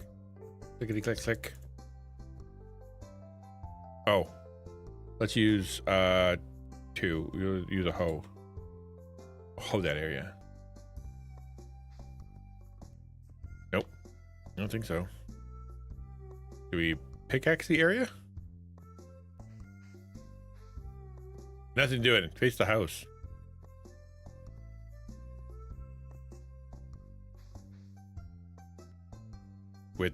What? The hoe? What is it doing?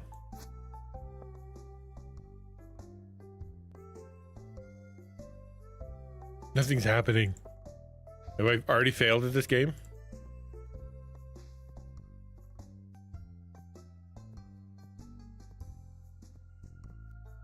Dude.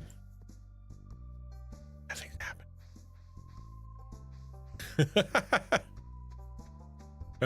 Yeah, it's probably locked behind actually having to do stuff. Hey there. Maru. Aren't you the one who just moved in? I'm Maru. I've been looking forward to meeting you. And goodbye. Hello, Penny. Hi, Penny. Do I get to pick a girlfriend? Is that a thing? Hey, welcome to the bar. How you doing? Hi. I don't know you. Why are you talking to me? Change the jerk. All right. Hello. Sounds like a sip of the old good stuff to warm these old bones. Yeah, Grandma, you keep drinking. There's Gus. Hi. Can I get you anything? No. And there's the girl who works here, and she's very bad at customer service. Talk to me! All right. I don't talk to you either. Talk to people more than one time, by the way. But I think that, yeah, I would imagine too, right, Jim? Yeah, I was thinking about doing that. I'm trying to get places though. Hello, bear. Can I hit you with an axe?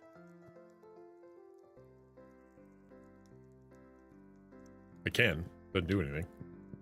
What do you do? Wasn't that fun? Video game. There's a video game in my video game. Okay. That is too many. I played this. This is what do they call that? Vampire Survivors. But with a cowboy.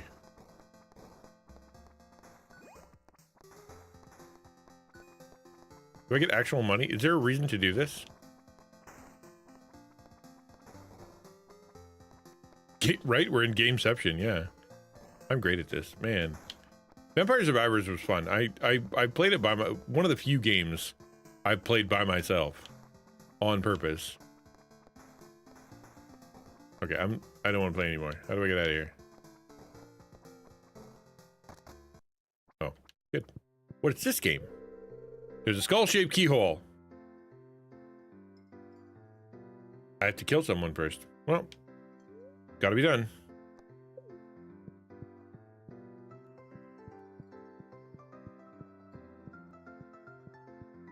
Let's go into dark hallway. Ooh, this is where they keep the hooch. All right, let's get out of here. I've had all the bar I can take. Who are you? That's Clint. Hi, Clint. It's dark now. It's all dark online. Does this get scary? Is this where the game gets scary? Everybody's in bed. I get lost. I can't find my way home.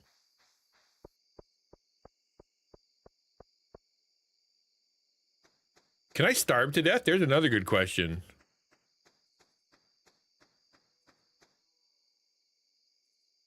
Is the bus still broken? I'm a little curious if the bus is still broken.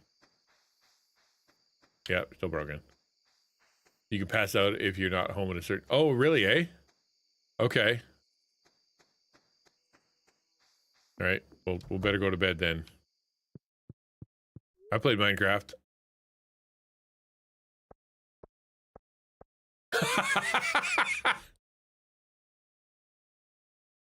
All right. Well, it's fine. I need to do some farming and foraging and fishing and mining and other. This is how I play Minecraft too. I just walk in one direction and then hope something happens. Inevitably it does.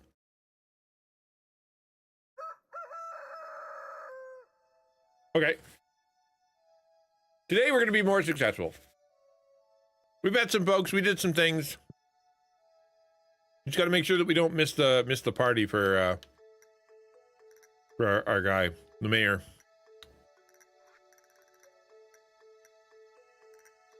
Hello, just got back from a fishing trip. You come down to the beach sometime? I've got something for you. Willie. Will he give me a fishing trip? Will he give me a fishing rod? Where's the beach? Is there a map in this game? Oh, look, a journal.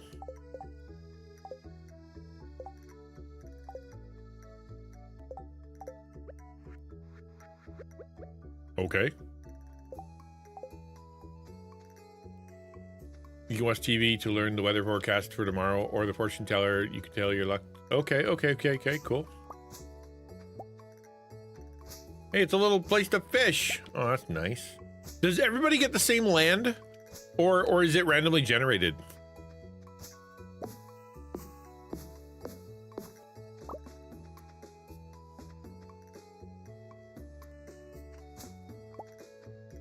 Because I would think that it would be harder to do if it was randomly generated. And on Wednesdays, there's a cookware to show you where to learn new recipes. That is really intimidating. There's so much already happening.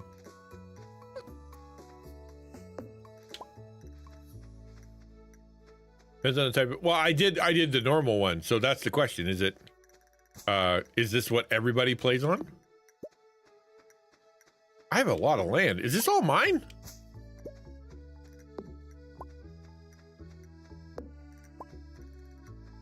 Hold on. Your pickaxe isn't strong enough to break this boulder. Okay, well. I figured out how to change tools. That's something. I bet the beach is this way. Just instinctually feel like the beach is this way. Farm Pelican down. No. Ooh. Like your silo.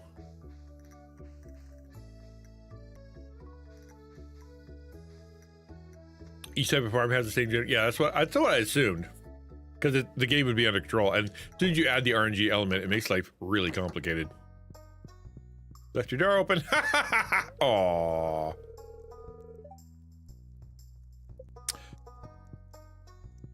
Hi, Jazz.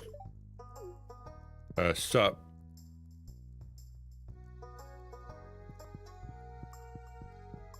Can't go in there either. You know what? I'm gonna go in the kitchen and I'm gonna steal your cucumbers.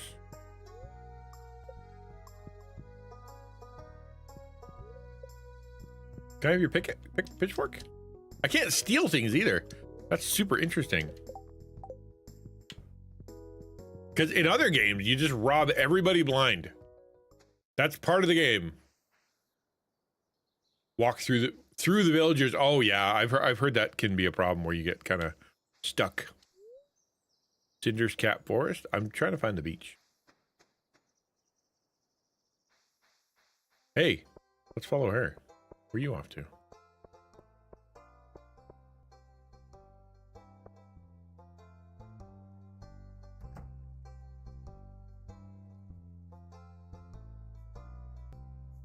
In Skyrim, I know they have like they programmed in jobs for everybody, right? They actually gave everybody a little path that they follow, and then they interact with each other. Which is why if like you give the bread to the baker, it'll break the whole game, because I guess that's the thing that'll happen. Am I a creepy old man from the basement who just got in, who lives in a dark forest and is following a little girl to wherever she's going? Yes, I am. Building friendships, no thievery. Lame. Tips on farming: use fertilizer. Fruit trees take a whole season. Crops will die as soon as the season ends. Some crops, like kale, need to be harvested with a scythe. All right, you gonna go read? Is that what we're doing here? All right. What you reading? What you reading? What you reading? Mom said not talk to strangers, but you seem okay. Well, that's what the worst kind of stranger. Hey, it's Penny again. Tutoring Vincent and Jazz today. They're a handful, but it's nice to make a difference in someone else's life. Well, she just got here. Good student. I think I'm at the library. What was my first clue? Probably the sea of books. Well, that looks like somewhere I'm supposed to go. What is everything else in it? Like, does this populate with something else? Because that's a lot of nothing in your library. Hello. Gunther. Hello, Gunther. Welcome to the Stardew Valley Archaeological Office. Oh! This is embarrassing, but the previous curator made off with the entire collection. That would explain all the empty shelves. Okay. We don't have any artifacts for display, but I'm hoping to remedy that soon. Hey, if you find any artifacts or minerals out there, would you let me know? You'll be the first, my man. I don't know what I'm going to do with a bunch of skulls. Except shove it in that video game. Did they get anything good from the garbage? Call of Duty must feel bad because they lowered the cost bundles by half. Well, good. I know that that's a one of the big barriers people are mad at, man. Too much money. Hold on. I wish there was a run button, but I guess this whole game is, you're not supposed to be running places, right? Oh, the stream's over. Lovely.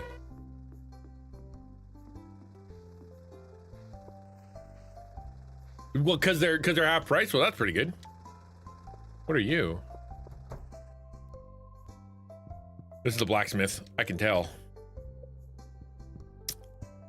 My keen eyes. Leave. Can't even talk to the guy. People don't take kindly to looking at the trash in this game. Oh, well, I've been looking at all the trash then. What are you talking about? I'm a menace. Look at all the trash. That's gonna be my mission. To see every piece of trash in the Stardew Valley.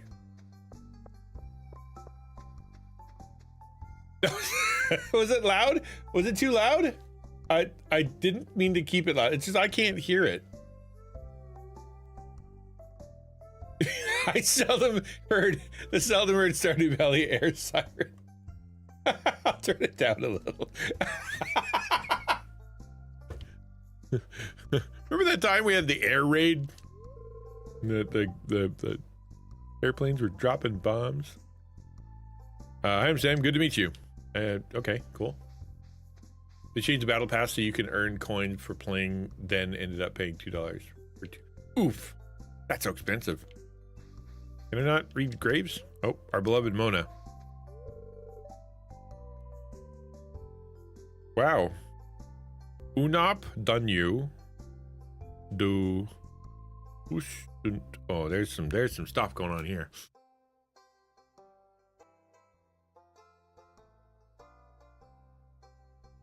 Probably a cipher where you remove letters like O and or U.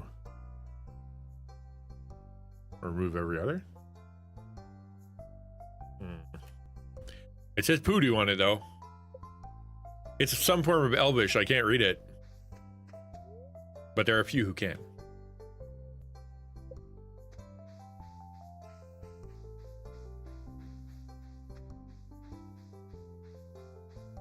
In the common tongue, it says, "Here lies Scruffy."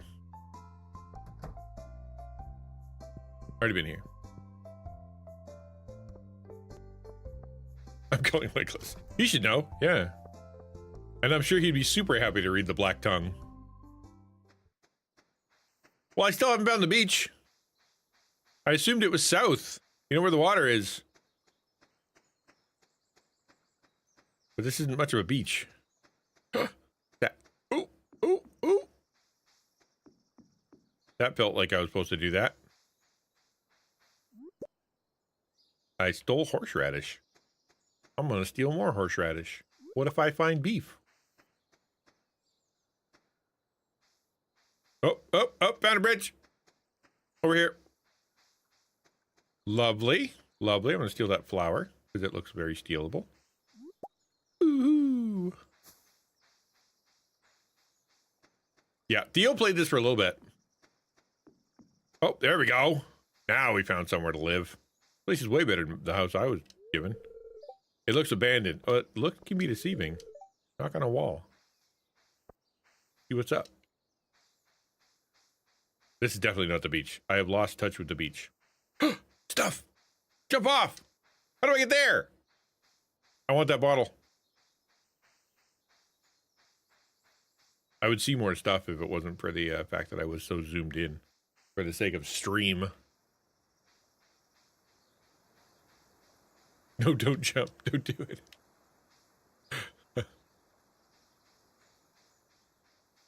Well, I'm gonna find my. I'm supposed to be finding a guy he's at a beach and he's got stuff for me. That's what I've been looking for. I'm sure there's somebody around here who's gonna give me something. Apparently not, though. We'll keep going this way. We'll go down. Horseradish? Oh, that was not a horseradish. That was a turnip. It's an onion. Yeah, I tried to. Yeah, I did try to jump in. Actually, it won't let me do it. What's in the beach is in town? Here we go. There we go. Now we found the sewer. Good stuff. Good stuff. Jump. What? I can't even slide down the sewer drain. Lame.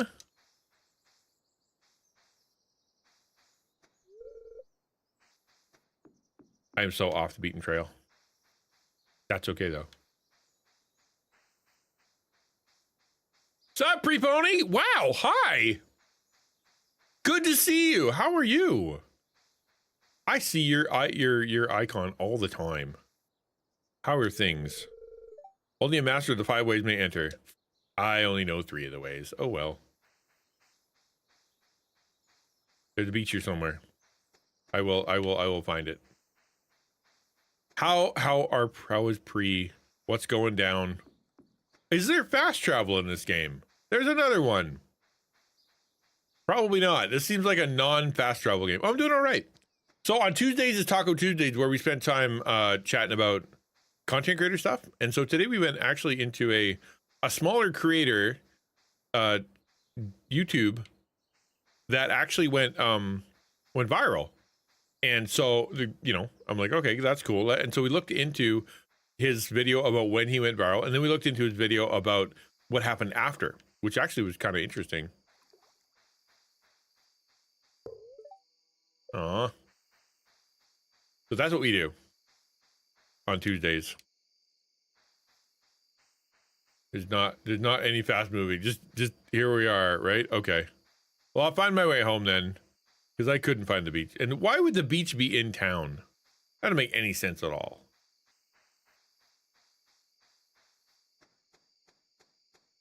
The beach should be near the water. Oh, not the beach. That's my house.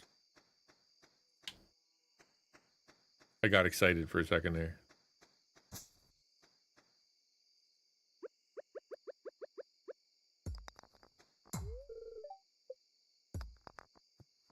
Okay. Good noise. Well done. That's a very satisfying sound.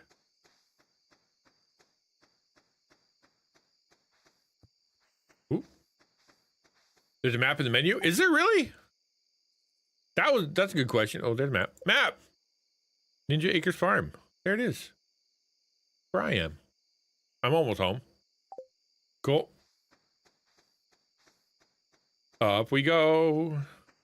My timer ended, but I wanted to do at least one thing in this game before I had to go before anything happened. Surely there's something I can do. You have to go to the past to visit the past. I have to time travel. Hello. I keep finding cool stuff, but my backpack is full. Does this sound like you? Well, Pierre's got you covered. Stop by Pierre's general store today and check out our affordable size 24 backpack. All right. I get it. Inventory management. Who doesn't like a game with inventory management? Right? That's half the fun.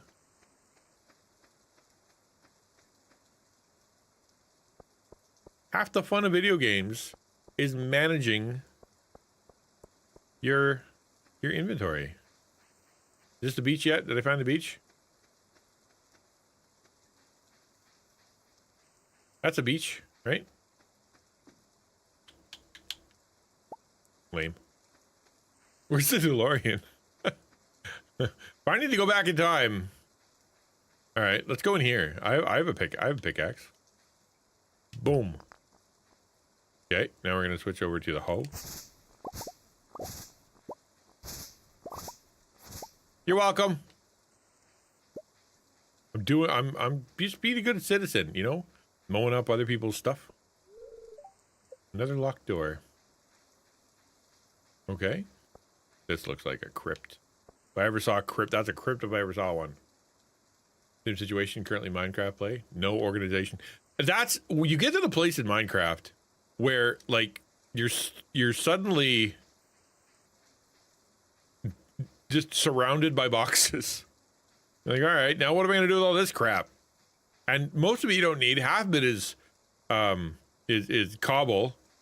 But if for some reason you're like, I need to keep an entire container of cobble, like entire box of cobble. Why wouldn't I keep a box of cobble? You need them. Yeah, or you got smart people who do stuff like that. What was that? I heard a noise. Yeah, that.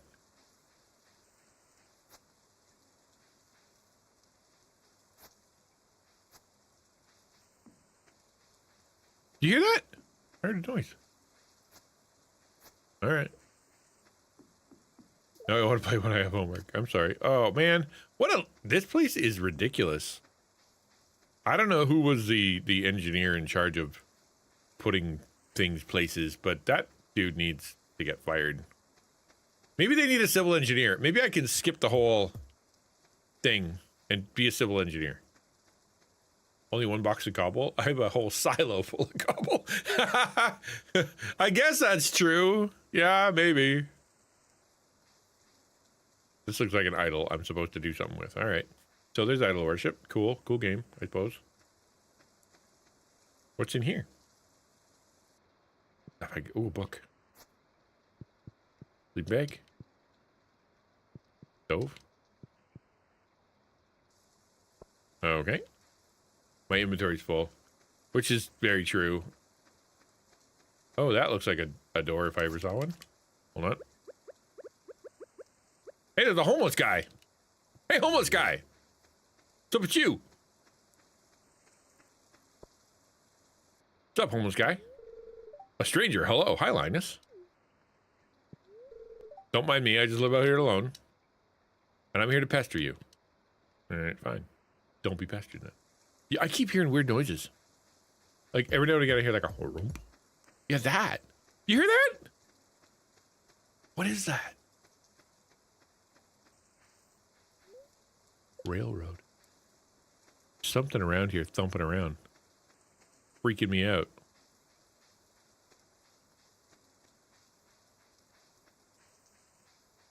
This game has freaky stuff. I don't like that. There's weird noises, but do they lead somewhere or is it just meant to mess with you? Because like Minecraft has weird noises that mean nothing. Hello, whoever you are. Shop. I want a big chest. No, I don't want any of this stuff. Let's go talk to this dude. Hey there, are you a scientist? You look like a scientist. Demetrius, the scientist. Local scientist and father. Thanks for introducing yourself. I don't think I did. I'm studying local plants. All right. Have you met my daughter, Maru? She's interested to meet you. I did, actually. We met earlier. Like a couple days ago, but still.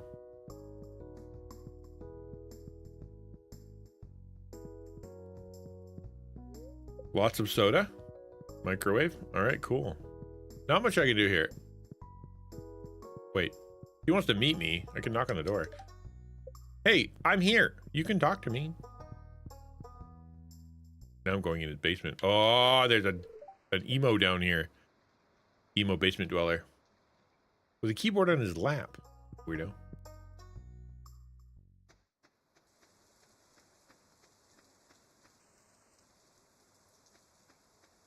I told you guys I'm close to getting my VTuber done.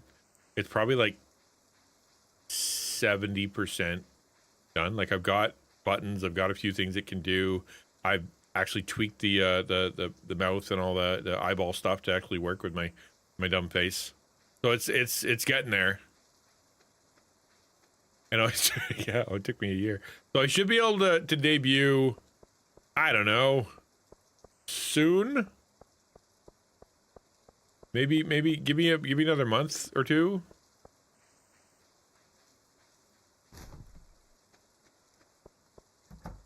Yeah, exactly. Hey there, Grandpa. George, harumph. It's irritating to have to meet all these new people, huh? My name's George, by the way. Now buzz off, harumph. I bet you're nice. Why, hello and welcome to our little community, dear.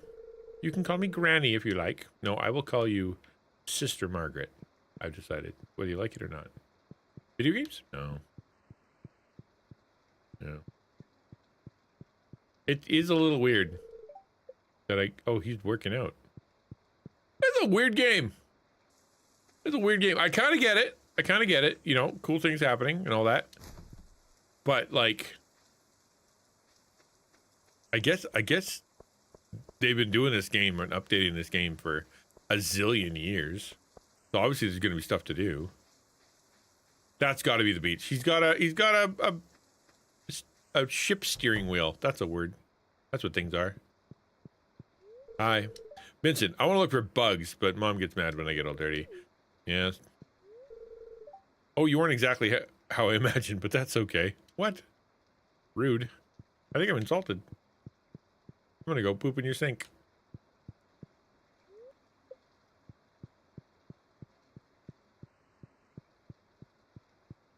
George reminds me of Walter from yeah, from Jeff Dunham. Yeah. Yeah, I get what you're saying.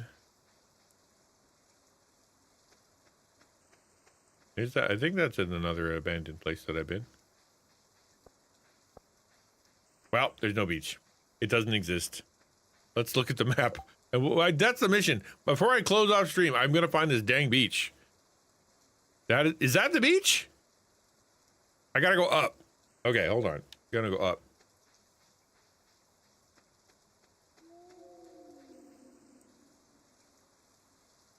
Y'all heard that, right?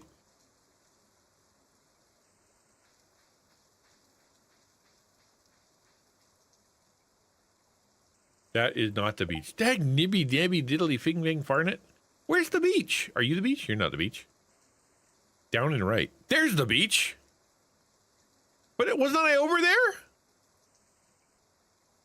All right, we're gonna walk through town, and we're gonna go down. Okay, that's what we're gonna do. That's the mission. I don't care. We're gonna get to the beach and find out what the heck that guy has for me. That's all I care about.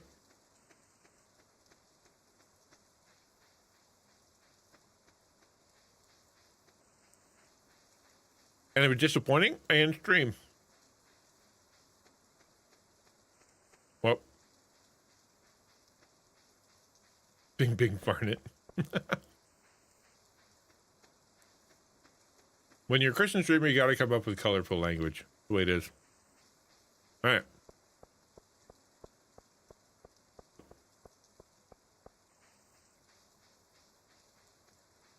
I think it's this way. There we go. Down here. Hey, that's weird. Not where I was going, but cool. Give me something good. Trick or treat, smell my feet.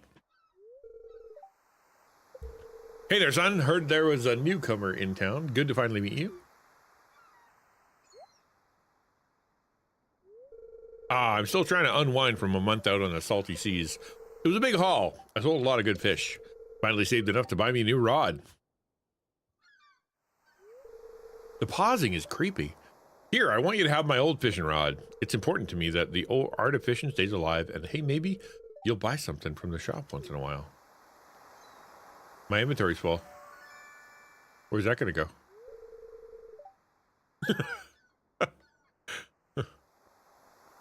I have a backpack? I didn't know that. I can't put it places. Okay, I don't know what to do. We're gonna just switch it out with that. There you go. Boop. I have to trash things. Oh, wow, that's brutal. I give Willie a pirate voice. Did you? I'm bad at streaming. There's good water here in the valley. All kinds of fish. Pause.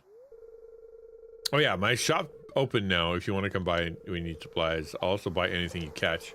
It smells, it sells. That's what my old pappy used to say. Pause. Okay, we're good. No, we're not good. I want to play. Well, that was something, I guess.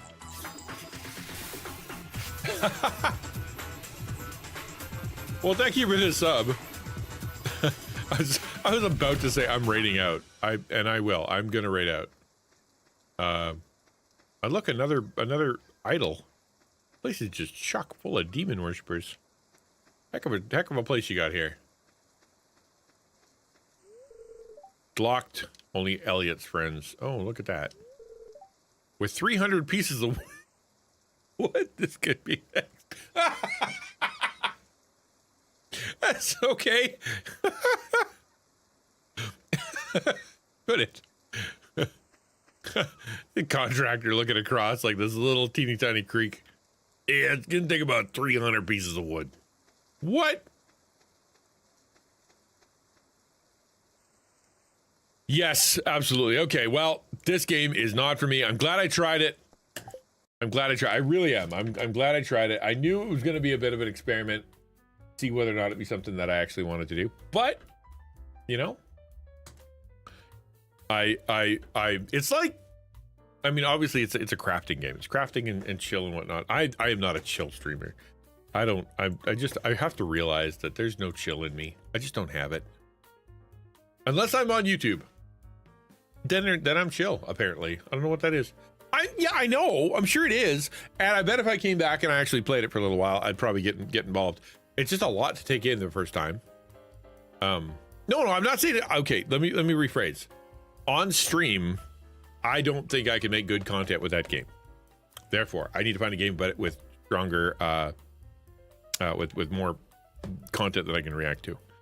Just a thought. That's just my first impression. Maybe I'm wrong. Yeah, yeah, exactly. It is what it is, and it's totally fine to be that. Yeah.